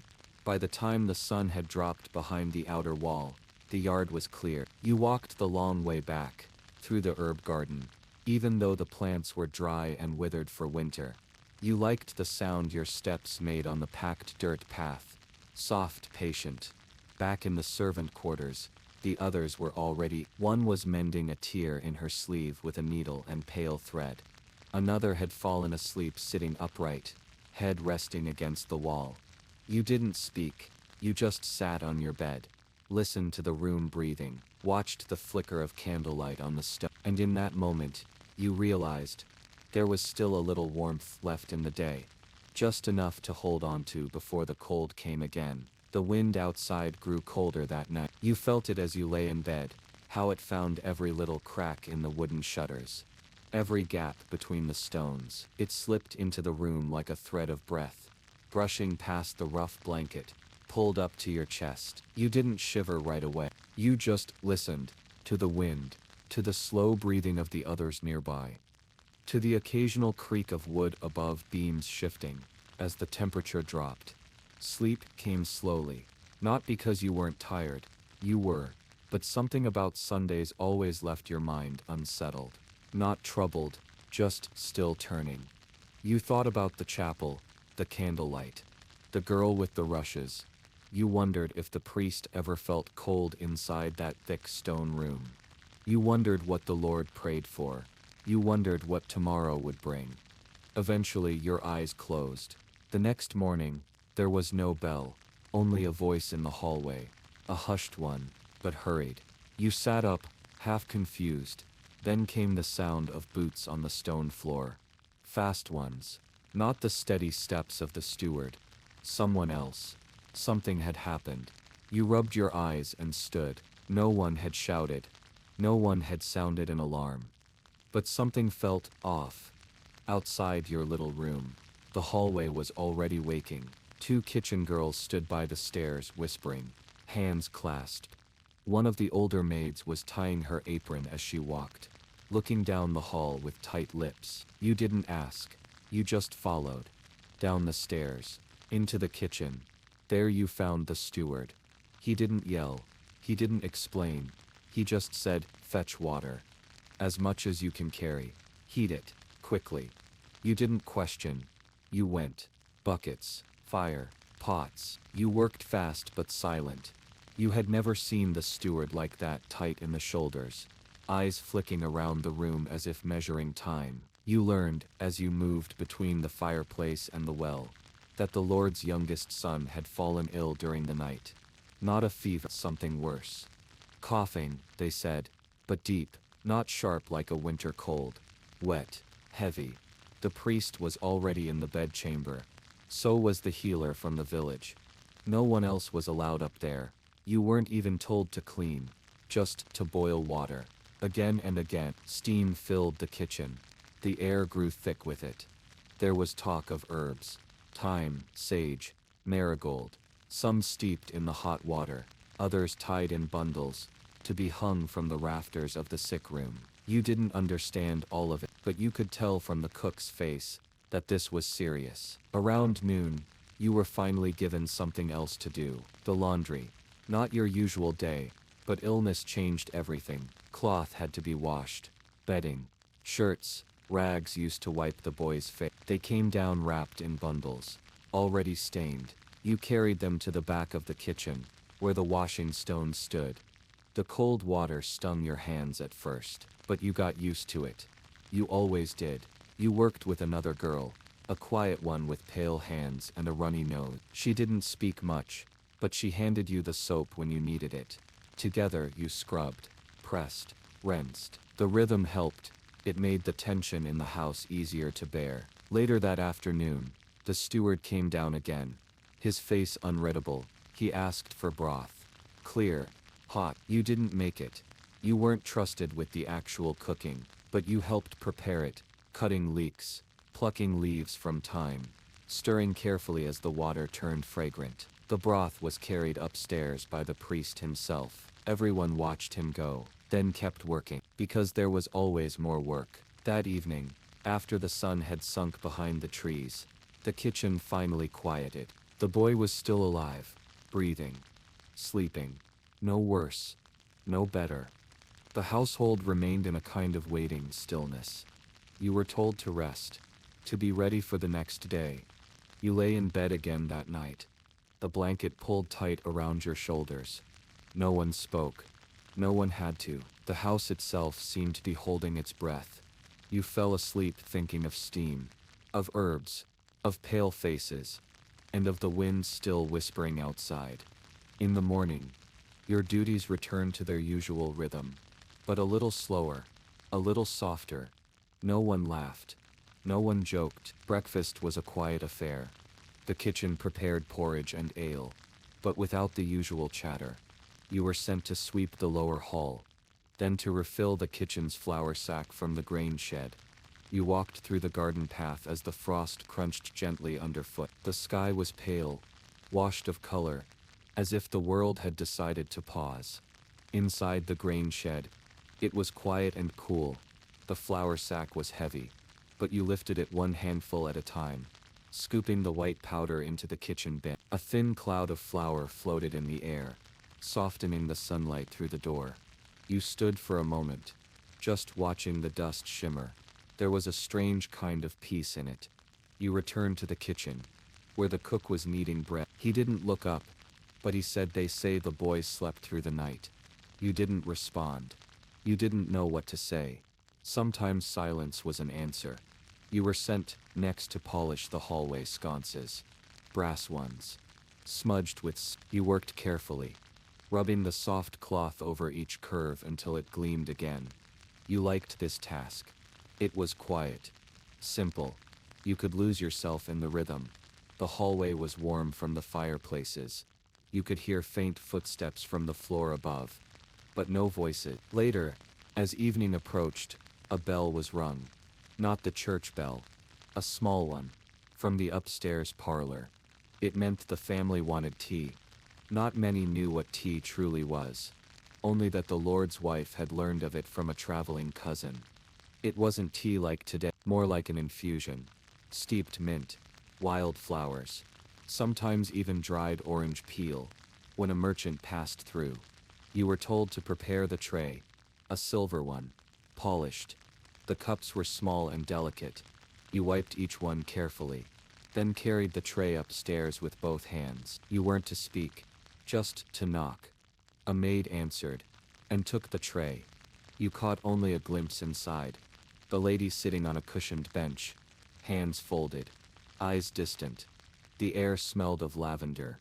Back in the kitchen, the mood was lighter, just a little. The cook hummed under his breath. The older maid was darning a glove near the fire. Someone had found an apple and was slowly slicing it, handing out pieces. You sat down with them. Let the heat of the fireplace wash over you. You didn't talk, just listened to the knife against the apple, the soft murmur of voices, the quiet sounds of a house returning to breath. That night, the wind was gone. The stars were out, and the shutters didn't rattle once. You slept quickly, dreamlessly, as though the world had finally loosened its grip, just enough to let your bones rest. The mornings were always slow after a sickness passed. The entire manor seemed to walk a little softer, speak a little lower, and breathe with more relief than energy. That Monday morning, the air smelled of ash, and herbs, and boiled linen. It was not a bad smell, just something that told you things had been cleaned deeply, again and again. You were still tired. Everyone was. But the tasks didn't wait. Breakfast was simple, leftover porridge, cold bread, a little soft cheese cut from a wheel that had cracked in the cellar last week. You didn't mind. Your hands were too sore to think much about food. You started the day carrying wood. That part was usual. But today the steward had been more precise. Each room was to have exactly 2 fresh logs stacked beside the hearth, none damp, and the Lord's chamber was to have 4. Not 3. Not 5. 4. You didn't ask why. You just carried. Each log pressed against your shoulder, your chin tucked to keep the splinters away from your neck. The walk from the woodpile to the inner corridor was a long one. Down the back path, through the narrow gate, around the herb garden, past the door where the cats liked to sit. You made the trip 7 times before your arms began to feel like wool, but the firewood smelled sweet, pine and ash and a little bit of dried sap. That made it easier. By late morning, you had been called back to the kitchen. The cook was planning something larger for dinner that night. A stew with turnips and beans, and dried meat, from the hook behind the pantry door. He wanted it to feel like a celebration. Not a loud one. Just a small sign that life was steady again. You helped prepare the vegetable. The knife was dull. You had to press harder than usual, guiding the blade carefully through the firm white of the turnips. One of the girls next to you was humming. A soft tune you recognized from the church choir. You didn't know the words, but the melody drifted along your ears like steam. You chopped slowly, gently. There was no rush today. Later, the steward came to the kitchen door and asked for beeswax. Not candle wax, just beeswax. A block the size of a fist. The cook pointed to the cabinet, and you were the one chosen to fetch it. It had to be sliced, he said, thin shavings, for polishing something in the study. The cabinet was stiff, the beeswax was pale and golden and a little dusty. It smelled faintly of summer. You sliced it slowly, the shavings curled like ribbons, and you laid them gently into a small bowl lined with cloth. When you carried it to the study, you paused before entering. You had never gone in there alone before. It was quiet, warmer than expected. The windows were tall, and the light slanted through in a way that made the dust sparkle. The steward was there, crouched beside a shelf, rubbing the wax into the wood with a cloth. He didn't say much, just nodded. You handed him the bowl. Before you left, you caught a glimpse of a book on the table. Its cover was leather, its edges worn. You had never read a book, but you liked the look of them. The study was calm. It smelled of wood and wax and paper. You would have stayed longer if you'd been allowed. But you turned and left, back to the kitchen, where the stew had begun to bubble. The afternoon passed in silence. You helped scrub the wooden table. You stirred the stew when the cook's back was turned. You swept the hallway again, carefully avoiding the creaking board near the chapel door. At one point, you passed the old hound that slept near the hearth. He opened one eye, then closed it again, as if to say, all is well now. By the time the evening meal was served, the sky outside had turned gold, not the bright gold of a summer sunset. More of a thin, watery gold, that you only saw on early spring evenings. The stew was ladled into thick wooden bowls. The bread was still tough, but the warm broth made it softer. Everyone ate in silence. Not because they were sad, just because it felt right. Later, as you wiped the table and gathered the scraps for the pigs, you heard someone laugh upstairs. Just one laugh, but it was bright and sudden. A young voice, the Lord's Son, alive, awake, laughing. You didn't smile outwardly, but you felt a lightness in your chest, as if something heavy had quietly stepped out of the room. You slept better that night. No wind, no rattling, only the slow warmth of blankets and the soft sound of rain against the shutter. You didn't dream, but you didn't need to. The next day brought clearer skies, and more work. Always more work. But it felt different now, lighter. The maid who slept near your cot offered you a smile when she passed you a towel in the morning. The steward even said thank you after you polished the door hinge. You were sent to the garden that day to help with weeding. The herb beds were beginning to green again, though frost still clung to the edges of the wooden planters. You liked the garden. It didn't speak, but it made sense. Every plant had its place. Some were sharp-smelling. Rosemary, thyme, sage. Others, soft, lavender, chamomile. You knelt in the dirt and pulled weeds slowly, tossing them into a woven basket. The sun was gentle on your back. Not warm yet, but kind. A few bees drifted past. Sleepy. Heavy. You saw a robin hop between the rows of onions, pecking at something in the soil. No one else spoke. Only the rustle of hands in leaves and the soft sigh of boots in the dirt. At midday the steward called for rosewater. Not for cleaning, but for scenting the chamber of the boy who had been sick. The priest said it would bring comfort. You helped prepare it. Dried petals steeped in warm water. Left in a glass vessel on the windowsill. It smelled soft, like memories of summer. You wondered if the boy would like it. That afternoon, a traveling merchant passed through. You didn't see him, but the steward did. He bought salt, and cloth, and a small bundle of dried oranges that would be hung above the dining hearth. The smell drifted through the lower hall. As you walked past, sweet and sharp, you wished you could see the merchant's cart. But that wasn't your task. Your task was to dust the stair rails, and carry water, and help the laundry maid with the linens that had piled up during the week of sickness. You didn't mind. Your hands had healed. Your back was strong. You worked slowly, but surely. The day ended with quiet. Just as it had begun, you sat near the fire as the last embers glowed, and for the first time in a long while, no one spoke of illness, only of spring, and of seeds, and of bread. The morning began with rain. Not the hard kind, just a steady, soft drizzle that painted the stones dark and made the wooden walkways slick. The thatched roofs above dripped slowly. You heard it before you saw it. A slow rhythm on the shutters. The kind of rain that didn't demand shelter, only patience. Your cloak was already damp before you stepped outside, but you didn't mind it. Not much. The rain brought a quietness that you liked. It kept the louder ones indoors, made footsteps hush against the stone, and let the fields breathe. The cook said rain like this helped the herbs root deeper. You didn't know if that was true, but you liked the way it sounded. Your first job that morning was to help the dairy maid.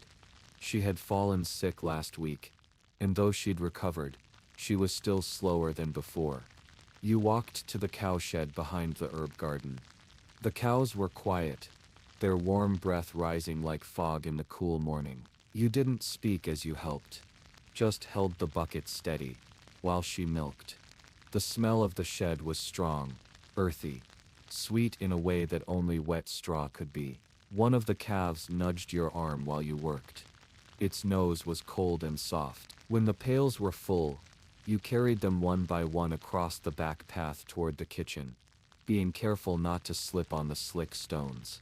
The cook was already stirring something thick and yellow over the fire. You poured the milk into the clay jugs, as he asked. No splash, that was his only rule. By mid-morning the rain had lessened. The steward called you to the cellar. There had been a mouse. A clever one. It had found its way into the flour sacks again. You held the lantern while he moved the sacks one by one, inspecting each corner of the stone room. The smell of dry grain filled your nose. Dust clung to your sleeves. You didn't find the mouse, but he made a note in his book to seal the gap by the wall with clay. Before leaving, he looked at you and said, "You're careful." You didn't say anything, but inside that meant something. Later you helped the washerwomen wring the linens by the stream. The rain had stopped. The stream had grown a little louder from the runoff. You stood in the water barefoot, your skin cold but alive, twisting sheets and tunics and hanging them on the line. One of the women sang a short verse from a wedding song. It wasn't wedding season, but the song was sweet, and it kept time. The cloth clung to your hands. Your fingers turned red from the cold, but no one complained. Not here. The sun peeked through the clouds just before noon. You stopped to eat a crust of bread and a half apple near the barn door. A cat appeared from beneath the beams, winding around your legs. It was missing half an ear. You broke off a small piece of your crust and dropped it to the ground. It ate slowly, like it trusted you now. Afternoon came with a task you had never done before. Polishing the silver. The steward said a guest would be arriving the next day. Someone who drinks with his eyes more than his mouth. That meant the goblets had to shine. You sat near the window with a cloth and a bowl of vinegar, gently rubbing each piece. They were heavy, carved with patterns, little flowers, vines, and sometimes faces you didn't understand. You took your time. You liked this kind of task. It didn't hurt your hands, and you could sit, and the light through the window made the silver shine like small moons. Someone brought you a piece of honeyed bread in the late afternoon, still warm. You didn't ask why, but you thanked them with a smile. Evening brought the sound of bells. Not the chapel bell, the small bell they rang when the pigs needed feeding. You helped carry the slop buckets, warm, sour-smelling mixes of scraps and peelings, and bits of broth. The pigs were noisy today, restless. The rain had muddied their pants. You stepped carefully. One pig tried to nose at your boots. You backed away. The boy who usually fed them tossed a piece of cabbage at your shoulder and laughed. It wasn't cruel, just his way. You tossed a piece back, and for a moment, it felt like childhood again. Just for a breath, just for a second. Then you were servants again. Feet in mud, pails in hand. At night, the rain returned. The shutters were closed. The fire burned low. You sat on the edge of your cot, pulling straw from your sleeves, and wiping your hands on a bit of rag. The girl on the cot next to you had already fallen asleep, her breath deep and steady. You looked at the ceiling, thought of nothing. That was the best kind of thinking, the soft kind, where your eyes drift without seeing, and your breath matches the dark, and you almost forget the cold outside the wall. Ausent. The next day began with frost. You saw it glimmering on the windows before your boots touched the floor. It had crept in during the night, painting the corners of the panes with pale fingers. Your breath showed as you spoke. The water in the bucket had a thin crust of ice. You cracked it with your knuckle. It didn't hurt. Not anymore. There was always something different about frost mornings. People moved faster. Not out of excitement, just out of necessity. Heat was the first task. The kitchen fire had to be stoked before the cook arrived. The main hearth had to be burning before the steward came down. You helped carry kindling. The small twigs snapped sharply in your hands. By the time the sun rose, the smoke curled out of the chimney like soft wool. The guest was still expected that day. You could tell by how carefully the candles were trimmed, how fresh rushes were scattered in the entryway. You were told to sweep the top step of the manor gate, not the path, just the top step. You did it 3 times, just to be sure. The guest arrived, just past midday. A tall man in a long brown cloak, with boots that hadn't seen mud in weeks. He didn't look unkind, but not soft either. His horse was sleek and quiet. You were told to keep out of the way, but not disappear. Just be useful. That was always the line. You helped carry his satchel to the upper room. It was heavier than it looked. Something clinked inside. Maybe a bottle, maybe coins. You didn't look. You noticed he wore a ring, iron with a red stone. You didn't know what it meant, but it caught the light, and the steward bowed slightly. So you knew it mattered. Dinner was a stew again, but with meat this time. Not just bits, but whole cuts from a fresh quarter. That meant the Lord was trying to impress. You helped lay the bread, not just on the table on cloth, with knives. That didn't happen often. After the meal, you waited in the corner of the hall, in case you were called to clear. You weren't, but you listened. The guest spoke of roads, and trade, and something about coinage that you didn't understand, but you liked the sound of his voice. It rolled slowly, like a wheel on soft ground. You didn't stay long after the fire died, just long enough to hear the steward thank him, and the Lord laugh. Just once. Later you helped snuff the torches in the hallway. One by one. Soft pops and curls of smoke. The world quieted again, as it always does. As it must. You returned to your cot. Your hands smelled faintly of ash. Your feet ached, but the ache felt familiar now. A friend, almost. One that reminded you. You are still here. Still useful. Still alive. You were up before the rooster this time. Not because of any sound or summons. Just because your body knew. The room was still dark, save for a small amber glow slipping through the cracks in the shutters. Your breath curled out as fog again.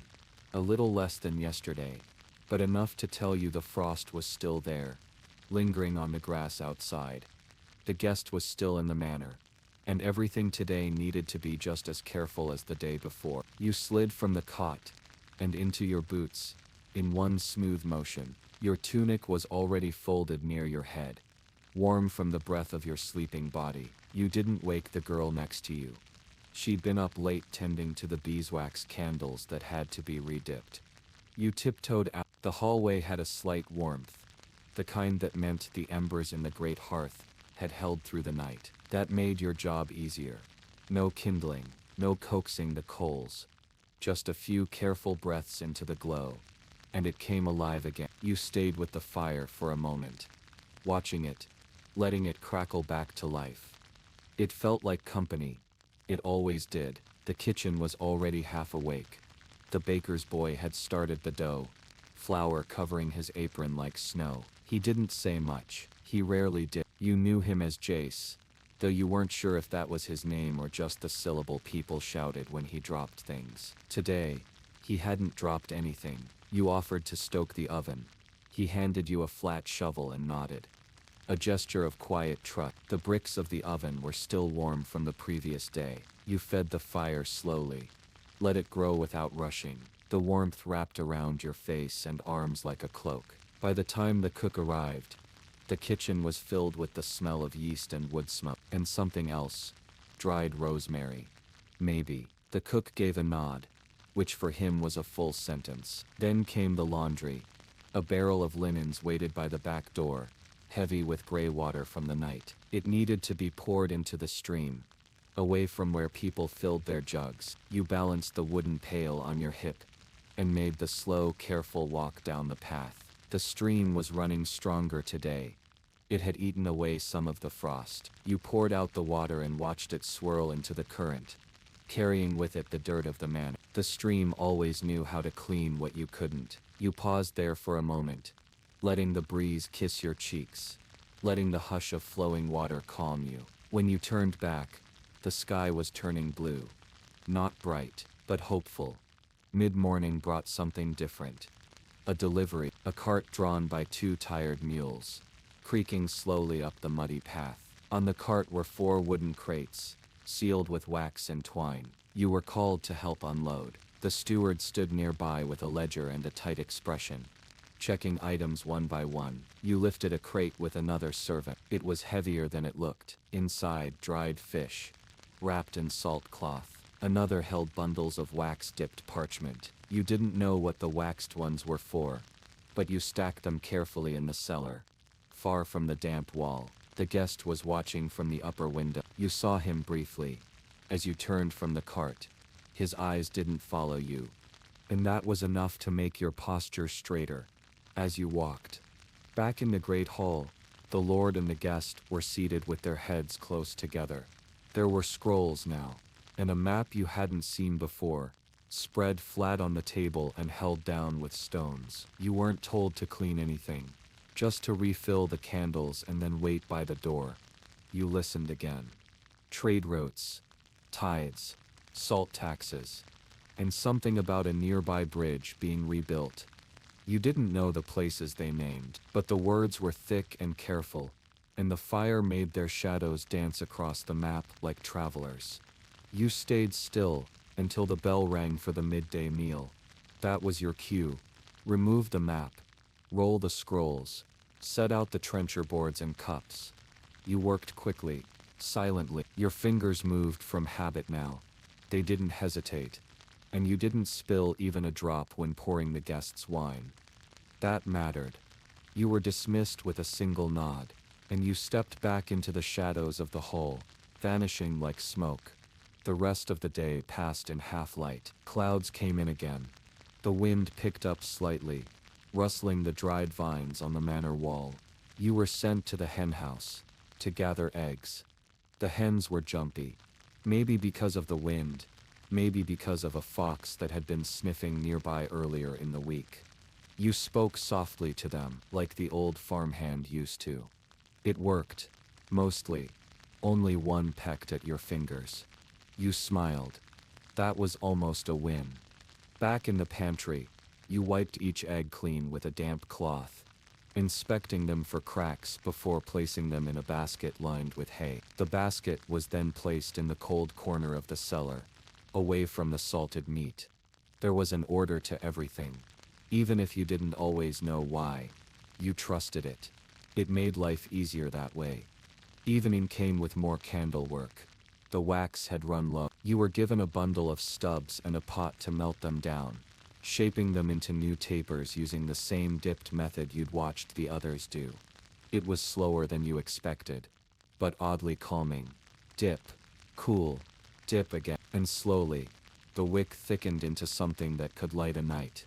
Your fingers were sticky with wax when the steward returned. He didn't speak, just watched your work for a moment. Then he placed something beside your bowl, a thin slice of fruit. Pear. Soft. Sweet. He didn't explain. He didn't have to. You finished the candle. Then you ate the fruit. It was the best thing you'd tasted in days. Not because of its flavor, but because of what it meant. You were seen. That night your blanket felt heavier. Not because it was thicker, but because you had earned it. You lay on your cot, staring at the beams above. There were cracks in the wood, tiny ones. You traced them with your eyes until they disappeared into shadow. Somewhere in the next room, someone was humming. Just a few notes. No words, but it was enough. The manor groaned quietly as it settled into the cold. You listened. You breathed. You slept. Like the servant you had become. One thread in a quiet world of many. You woke this time to something different. No bell. No shouting. No shuffling of feet in the hallway. It was the rain. Not loud. Not stormy. Just a gentle tapping. As though someone were lightly brushing the shutters with their fingertips. It was still dark, but not cold. The warmth from yesterday's fire had lingered. Or maybe your own body was finally adjusting to this strange rhythm of waking and working and sleeping again. Either way, the damp air wrapped softly around your skin, and the smell of wood smoke mixed with something else, wet leaves, or maybe the earth itself. You sat up slowly. The room was still, but the corner by the window had a pale silvery light creeping through. A servant girl nearby had already left her cot, her blanket still tossed in the shape of her limbs. You folded your own, tighter than usual, then walked quietly down the hallway barefoot, so your steps didn't echo. Today was wash day. And that meant water, lots of it. Outside the rain had soaked the path. Small rivulets ran beside the stone steps leading down toward the stream, where the linens were soaked, scrubbed, wrung, and soaked again. You found the large wooden tub already half filled with gray water. Steam curled faintly upward. There was no time to complain or even hesitate. You rolled up your sleeves, grabbed the rough soap, a chunk cut from a larger block weeks ago, and got to work. The cloths were heavier than usual from the damp air, some stained from chamber pots, others with soot from the chimney. There was no hierarchy to the dirt. All of it was your job. And that was okay. You moved your hands rhythmically. Scrub, twist, dip, and again, until your wrists ached, and your fingers shriveled. The older maid beside you didn't speak much. She never did, but when she passed you the better brush, the one with the softer bristles, she did it without looking, as if you'd earned it. Maybe you had, or maybe she just knew the rough one had given you blisters last time. Either way, you were thankful. By midday the rain had stopped. The linens were hung on ropes, behind the kitchen, draped over wooden bars and weighted with stones at the corners, so the wind wouldn't carry them.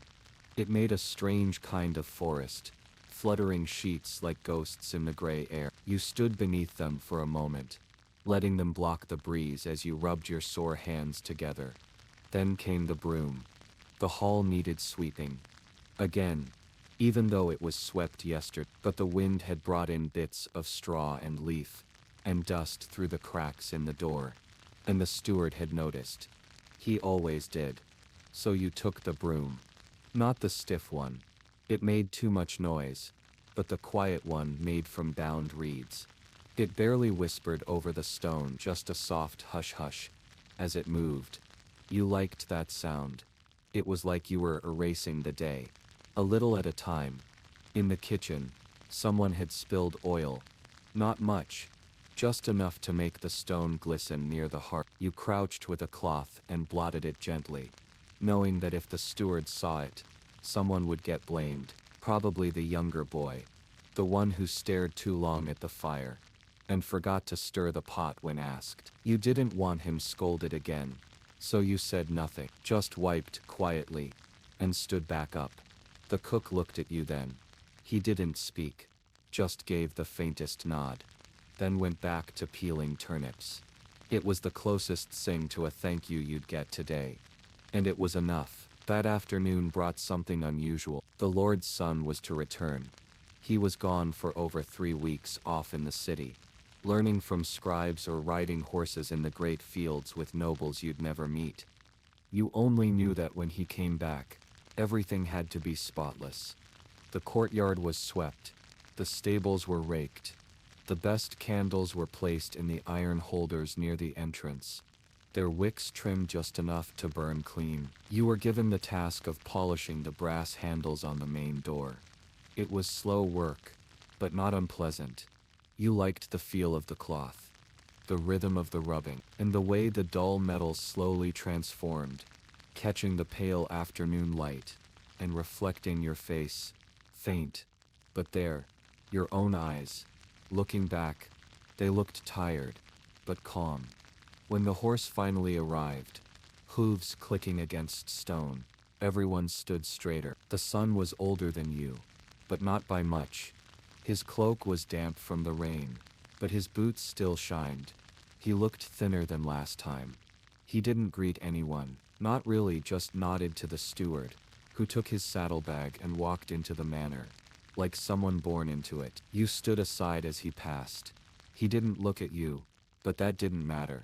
That wasn't your place. Still, something in his step seemed heavier than before, not slower, just less certain. Maybe he'd changed in the city. Maybe the city had changed him. You wouldn't know. That world was far from yours. But you saw things. Always had.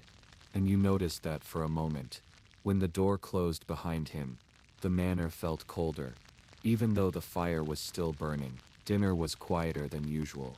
The Lord didn't speak much. The guest had already left that morning, heading south with 2 guards on horseback, and the room felt somehow emptier without his low voice filling the corners. You served bread, poured wine, removed plate, then returned to the kitchen, where the potboy was still scraping charred bits from the bottom of the stew kettle. He looked at you with wide, tired eyes. You gave him a piece of crust from your apron pocket. He took it without word, and you sat nearby for a moment, not because you were told to, but because your legs needed it. The warmth from the kitchen soothed your spine. The scent of sage lingered in the air. Someone was boiling herbs nearby for tea, maybe, or for the poultice the steward needed for his aching knee. You weren't sure. You just breathed it in, and felt, if only for a moment, like you were home. Night came slowly. You climbed to your cot again. The same narrow space, the same worn blanket, but this time you tucked a little bit of straw beneath your knees, like the old girl told you so they wouldn't ache in the morning. It helped. The wind outside was calmer now, and somewhere down the hallway, the Lord's son coughed once. Just a short sound, like a door creaking, and then the manor was silent again. You closed your eyes, listened to the faint creak of wood beams, the drip of water from the eaves, the breath of the servant girl beside you. All these tiny human things, all these soft pieces of a world that kept moving, even when you were still. You didn't think about tomorrow, or the day after. You just let sleep come, quiet as a candle's last flicker, and warm as bread just out of the oven. The sun took longer to rise today. Not that you could see it directly from where you slept. Your little window didn't face east, but you could feel it. The room stayed darker. The air stayed cooler, and when your eyes finally opened, the world outside looked like it had been dusted with fine ash. A light frost, just a whisper of white on the corners of the thatch, on the buckets left outside, on the stones of the courtyard. Winter was coming early this year, and that meant something important. Preparation. You wrapped your shawl tighter around your shoulders and moved toward the washing basin to splash your face.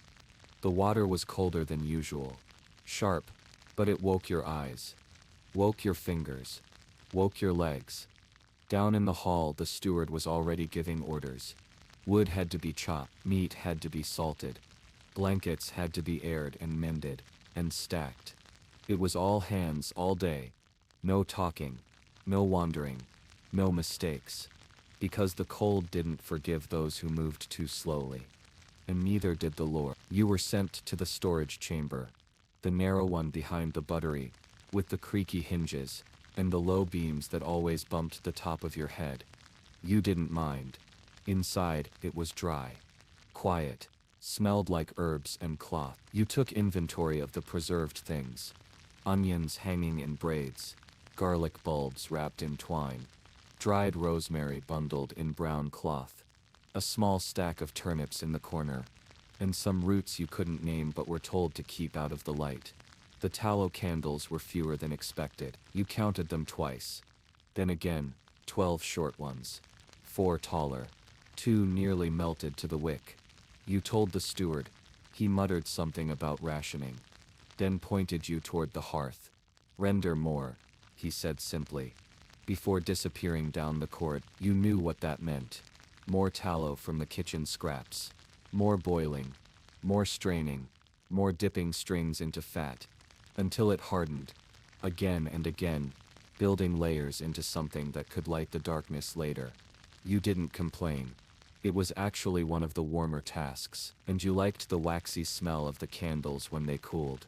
They reminded you of autumn, of quiet evenings, of the time before you worked here, long before. Later that morning, as the frost melted from the roof, one of the older women slipped on the stones. You heard the thud, the clatter of a basket tipping over. You ran without thinking. She was already trying to stand when you arrived. One hand on the ground, the other gripping her hip. Her mouth was tight, holding back a sound that didn't want to come out. You helped her to the bench. No fuss, just held her steady until the shaking stopped. She nodded at you once. Didn't speak. But when she handed you the half-filled basket of dried apples and said, "You take it," that was more trust than most servants ever gave. So you took it, held it with both hands, and walked it back to the pantry with care. By midday, the wind had changed direction. You didn't notice it at first, but the steward did. He stopped mid-step, turned his head slightly, and sniffed. "East wind," he said under his breath, which meant rain, or worse. You were sent to help bring in the rest of the laundry. Even though the sky was still gray and dry, everyone moved faster. Better to take no chances. The wind pulled at the clothes on the line like greedy finger. You unclipped each tunic, each shift, each cloth square, and folded them right there in the open air. Your knuckles turned red, your fingers numbed, but you worked carefully, neatly. And when the last piece was bundled into the cart, a single fat drop of rain hit the corner of your apron. Then another, then many. By the time you reached the kitchen door again, the sky was weeping gently, steadily like a tired child, and the manor smelled like damp wood and warm broth. Evening came earlier. The storm made it darker. You were asked to carry lanterns to the far side of the hall, small ones with smoky glass and short handles that swung gently as you walked. The oil inside sloshed faintly, the fire inside flickered, and as you moved past the stone pillars and the woven tapestries, you saw your own reflection pass beside you, just a blur of a girl holding a light in a room that never stopped echoing. You placed the lantern on its hook, straightened the metal base, and turned slowly to look back down the hallway. It felt longer than before, quieter, but not empty. Somehow it never really was. The Lord's son had not come to dinner. Nor had the Lord spoken much. The table was quieter than ever. You weren't sure why, but you felt it in the way the servants didn't linger, in the way the cook barely raised his voice, in the way no one dared spill even a drop of wine. Something was changing, or maybe something had already changed, and you were only now feeling the shape of it, like fingers pressing through cloth. You served, as always, removed plates, as always, swept the crumbs into your apron with quiet hands, as always, but your thoughts wandered, not loudly, just like drifting smoke. You thought about the city the Lord's Son had visited. You thought about what he saw there. You thought about what he brought back with him. No, not in his saddlebag, but in his eyes, in the silence, in the way the candles flickered more nervously when he walked by. Maybe you were just tired. Or maybe you weren't alone in feeling it. That night, when you lay in your cot, the storm had passed, but the wind remained. It whistled through the window crack like a flute. You curled on your side, held your hands to your chest, and let the sound fill the room, soft, empty, cold, but not cruel, like a forgotten song, one you almost remembered, from long ago, maybe before this manor, maybe before this life. You didn't dream of much, just the firelight in the kitchen, and the smell of apples, and the old woman who once told you how to warm your feet by tucking hot stones in a cloth. You remembered her face, even now, and that was enough. Sleep came slowly, but when it did, it stayed, wrapped around you like a woolen shawl, and the world for a little while didn't need you. When you woke the next morning, the air in the room felt different, heavier, but not with cold, thicker, like the smell of a kitchen that had been cooking all night. And then, as your eyes blinked through the gray light, you realized why. Smoke. Not the kind that made you cough, not fire, not danger, just the lingering haze of a dozen damp hearths, being lit too early, too fast, on a cold morning. The stones in the walls hadn't caught the heat yet, so the smoke stayed low, drifted, moved like breath, and everything, the straw in your mattress, the wool of your shawl, even your skin smelled faintly like soot. You didn't mind. The scent meant the kitchen was already working, which meant warmth, which meant broth, which meant your feet might thaw faster today than yesterday. You pulled your shift over your head, straightened the corners of your bed, and moved quietly through the corridors. You always moved quietly now. It had become second nature. The steward once said, "The best servant is like a cat in the dark. You don't hear it. You don't see it. But somehow things are always done." You weren't sure if that was praise, but it stayed with you. So now, you let your feet fall softly. Let your hands stay close. Let your breath move in rhythm with the stones beneath the floor. Your first task today wasn't near the hearth, or even in the kitchen. It was in the chapel, the little one, tucked behind the stables, with the cracked window that glowed violet whenever the light hit it. Right. A visiting priest had arrived late the night before, and the chapel had to be prepared for morning prayers. That meant sweeping, dusting, laying the linen cloth over the altar, and arranging the candlesticks just so, short one on the left, taller one on the right. The stone floor was always colder there. You worked with your sleeves pulled low and your fingers tucked into your palms between tasks. Outside, the sun was slow to rise. You heard the horses whinny before you saw anyone pass. He was tall, wrapped in a gray cloak, didn't speak when he saw you, just nodded once, then turned away, heading toward the guest quarters. You thought maybe he was the priest, or maybe one of the riders that had followed him. Either way, he didn't seem in a rush. The chapel smelled faintly of beeswax and dust, and when the bell rang from the manor tower, your body moved before your thoughts could catch up. You were needed elsewhere. Back in the kitchen, it was broth day again. Bones and roots and skins and barley all tossed together into the largest pot you'd ever seen. It sat over the fire like a fat metal cauldron, hissing and spitting gently as the cook stirred it with a stick longer than your arm. You were handed a knife, told to peel the rough skins off the parsnips. You did. One by one, the skins curled onto the table in soft gray ribbons. The cook didn't speak much. Neither did you. but the rhythm of it, peel, slice, drop, peel again, was almost soothing. The kitchen always was. Warm, busy, predictable in a way that nothing else in the manor could ever be. Even the way people moved there was like a pattern, a dance that had been rehearsed so often, no one needed music to follow. You stepped in time, stepped away when someone passed, slid the pot forward without needing to be told. By the time you'd finished your basket of parsnips, your fingers were stiff, but your mind felt light, like you'd just walked through a quiet snowfall. At midday, the steward called for servants able to lift. You were one of them, which meant you'd be helping the groundskeeper with barrels. They had to be rolled down from the upper storage, old wine barrels, mostly empty, to be cleaned and reused for water, brine, or whatever else the manor might need in the coming months. The barrels were heavier than expected, wet inside, some still sticky with old drink. You used your back, bent your knees, listened carefully for the cracking of wood under stress. The groundskeeper, a man with a beard so thick it looked like a second scarf, didn't say much either, but he nodded when you braced the barrel just right to ease it down the ramp. That nod meant more than words, at least in that part of the manor. Later, just as you thought you might rest your arms, you were sent to help patch the thatch. A ladder, a bundle of straw, a wooden tool shaped like a flat rake. You followed the older girl who always worked with the roofers. Mara. You thought her name was. She moved like someone who'd been born in rafters. You tried to follow her step for step, but once up high the wind bit through your shawl like teeth. Still you stayed steady. Held the straw, tied it tight, pushed the tool where she showed you. And when the sun broke through the clouds, just briefly, and lit the moss on the ridge with gold, you almost forgot how far above the ground you were.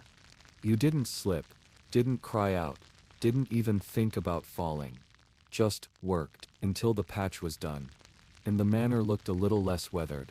By evening, the fire in the great hall had been built twice as high. The visiting priest was to dine with the Lord.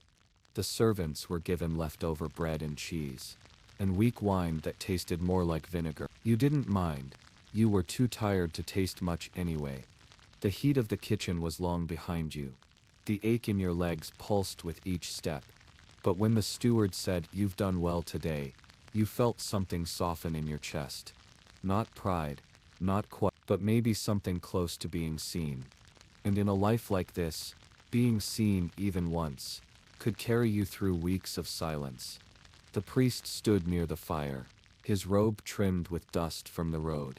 He didn't look young, didn't look old, just like someone who'd been somewhere and seen too much of it. You watched from the edge of the room as he spoke softly with the Lord. Couldn't hear the words, but you saw the way the Lord's head bowed slightly, and how his fingers tapped the side of the goblet without lifting. Maybe it was news from the city. Maybe it was worse. You didn't ask. You knew better.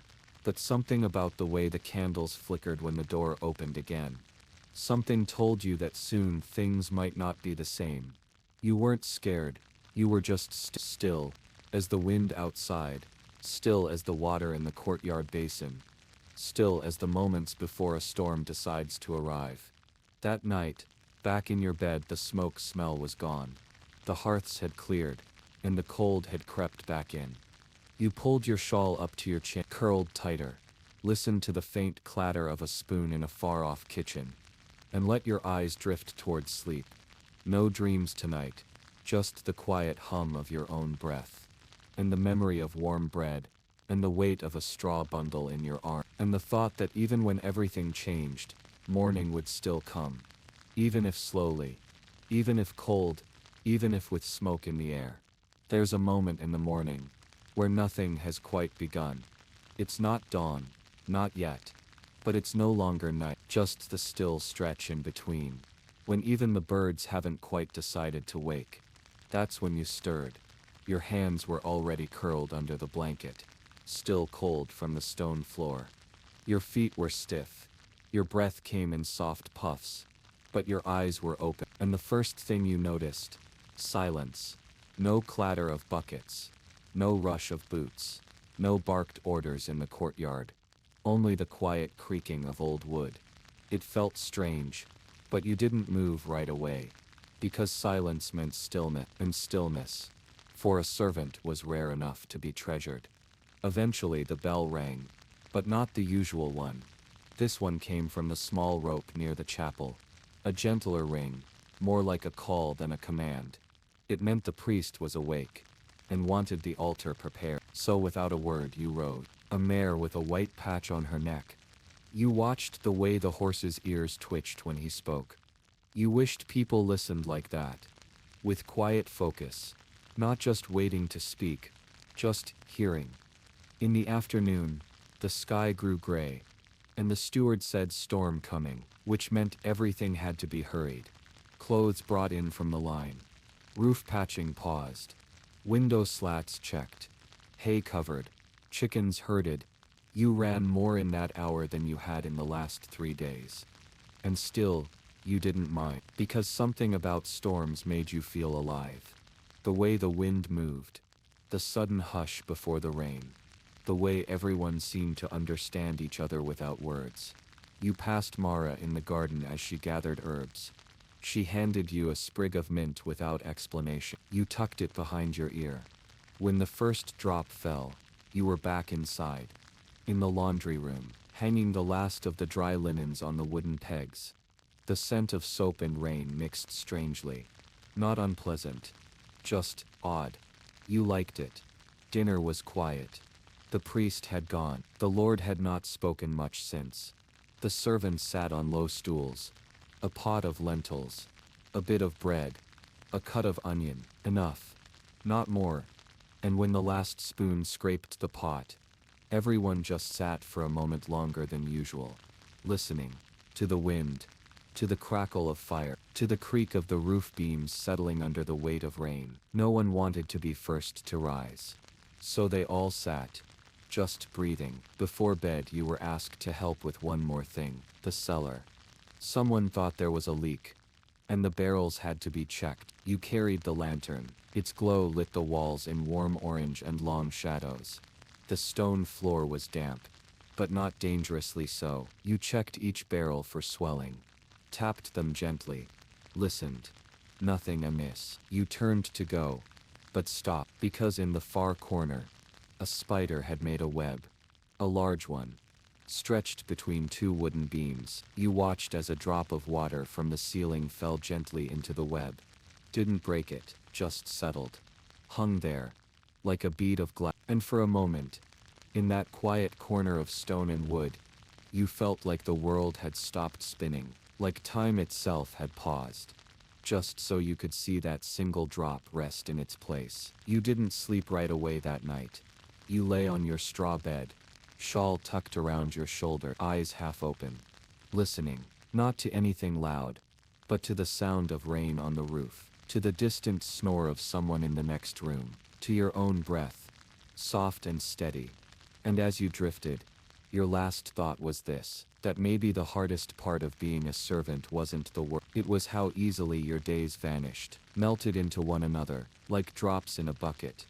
Each one small, but together they filled your life. And still, no one noticed, except you. And maybe that was enough. The storm had passed, but the world it left behind felt softer somehow. You woke earlier than usual, before the bell, before the rustle of straw in the other rooms, before the kitchen fire was stoked. The air smelled clean, damp stone, wet earth, a faint trace of lavender left over from the priest's pouch. Your breath felt warm against the chill, and for just a moment, you lay there, watching the ceiling, hearing the distant drip of water from the rafters above. No one had spoken yet. No one had moved. It was the kind of quiet that rarely came in a servant's life, and you let it Later, the bell did ring, and with it came the first stirrings of the day. But today felt different, because today a visitor was expected. An inspector of sorts, sent from another manor to review the stores and the tax ledgers. That meant the steward was tense, which meant everyone else had to be even quieter, even quicker, even more careful. You were asked to polish the brass fittings on the door before breakfast. Small work, not hard, but precise. You sat by the front hall, cloth in hand, tracing circles over the dull metal, until it caught just enough of the gray light from the courtyard. When it was done, you moved on. Without praise. Without complaint. As always, breakfast was thinner than usual. A bit of rye bread, no broth. The kitchen maid said they were saving things in case the guest wanted extra. You ate quickly, not bothering to warm your hands. Then were sent to sweep the upper rooms. You started in the guest chamber. Long windows, tightly woven rugs, wooden panels that creaked even when no one stepped on them. You swept slowly, gathering the dust into soft piles, wiped the sills, dusted the corners. Someone had left a feather on the ledge, white, small. You held it for a moment, then tucked it behind the beam. Like a secret, by mid-morning, the inspector had arrived, but you didn't see him, only heard his boots in the hall, his voice, sharp, not angry, just firm. And the steward, stammering a little more than usual. You stayed out of sight, helping in the garden, trimming herbs, fixing the hedge netting, gathering slugs from the lower beds. It wasn't glamorous, but it was peaceful. The clouds above were thin and white. The wind cool, but kind. And when the gardener passed you a slice of apple, he didn't speak, just nodded once. You chewed slowly, savoring the sweetness. Later, you were asked to carry a tray to the solar. A small tray, with wine, cheese, and the last of the summer pears. The steward trusted you with it. Not because you were strong, but because your hands didn't shake. You balanced it carefully, climbed the narrow steps without stumbling, and knocked once before entering. Inside, the inspector, reading. The steward standing. You bowed, placed the tray gently, and left. No words, but your heart was beating harder than it should have. Not from nerves, but from something quieter. The feeling of being noticed, trusted, just for a moment. As the sun began to lower, you were back in the kitchen, helping prepare the evening meal. Today, roasted parsnips, oat cakes, onion stew, and a sweet pudding for the guest. You stirred slowly, carefully.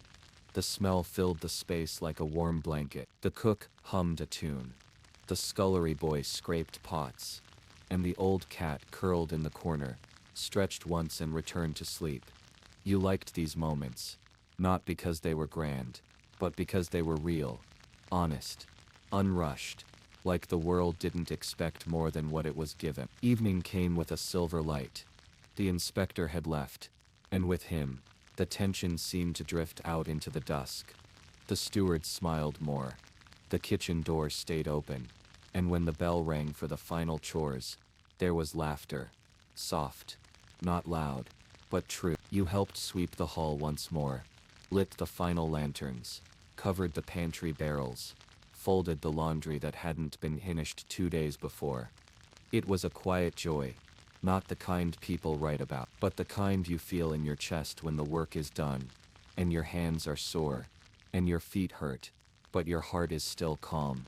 Before sleep, you climbed the steps to the top floor, not for a chore, just to look out the narrow window that faced west. The hills were deep blue in the fading light, and the wind had quieted to a whisper. You stood there for a while, not moving, not thinking, just being, just breathing. And in that moment you felt something you hadn't before. Not pride, not purpose, just present. Like for once the world saw you back. As you returned to your cot, someone had placed a small piece of cloth over your straw. A small kindness. Not required. Not explained. You tucked yourself in, pulled the shawl close, closed your eyes, and listened. Not to the wind, not to the snoring, but to the silence between all of it. The silence that was full of memory, of steps taken, of water carried, of floors swept, of faces, seen and unseen. You smiled, just a little, because you had survived another day, and in this world, that was everything. If you are still awake, then I think you have to see the video from 17th minute of the story, or play this side video as maybe it can help you sleep better.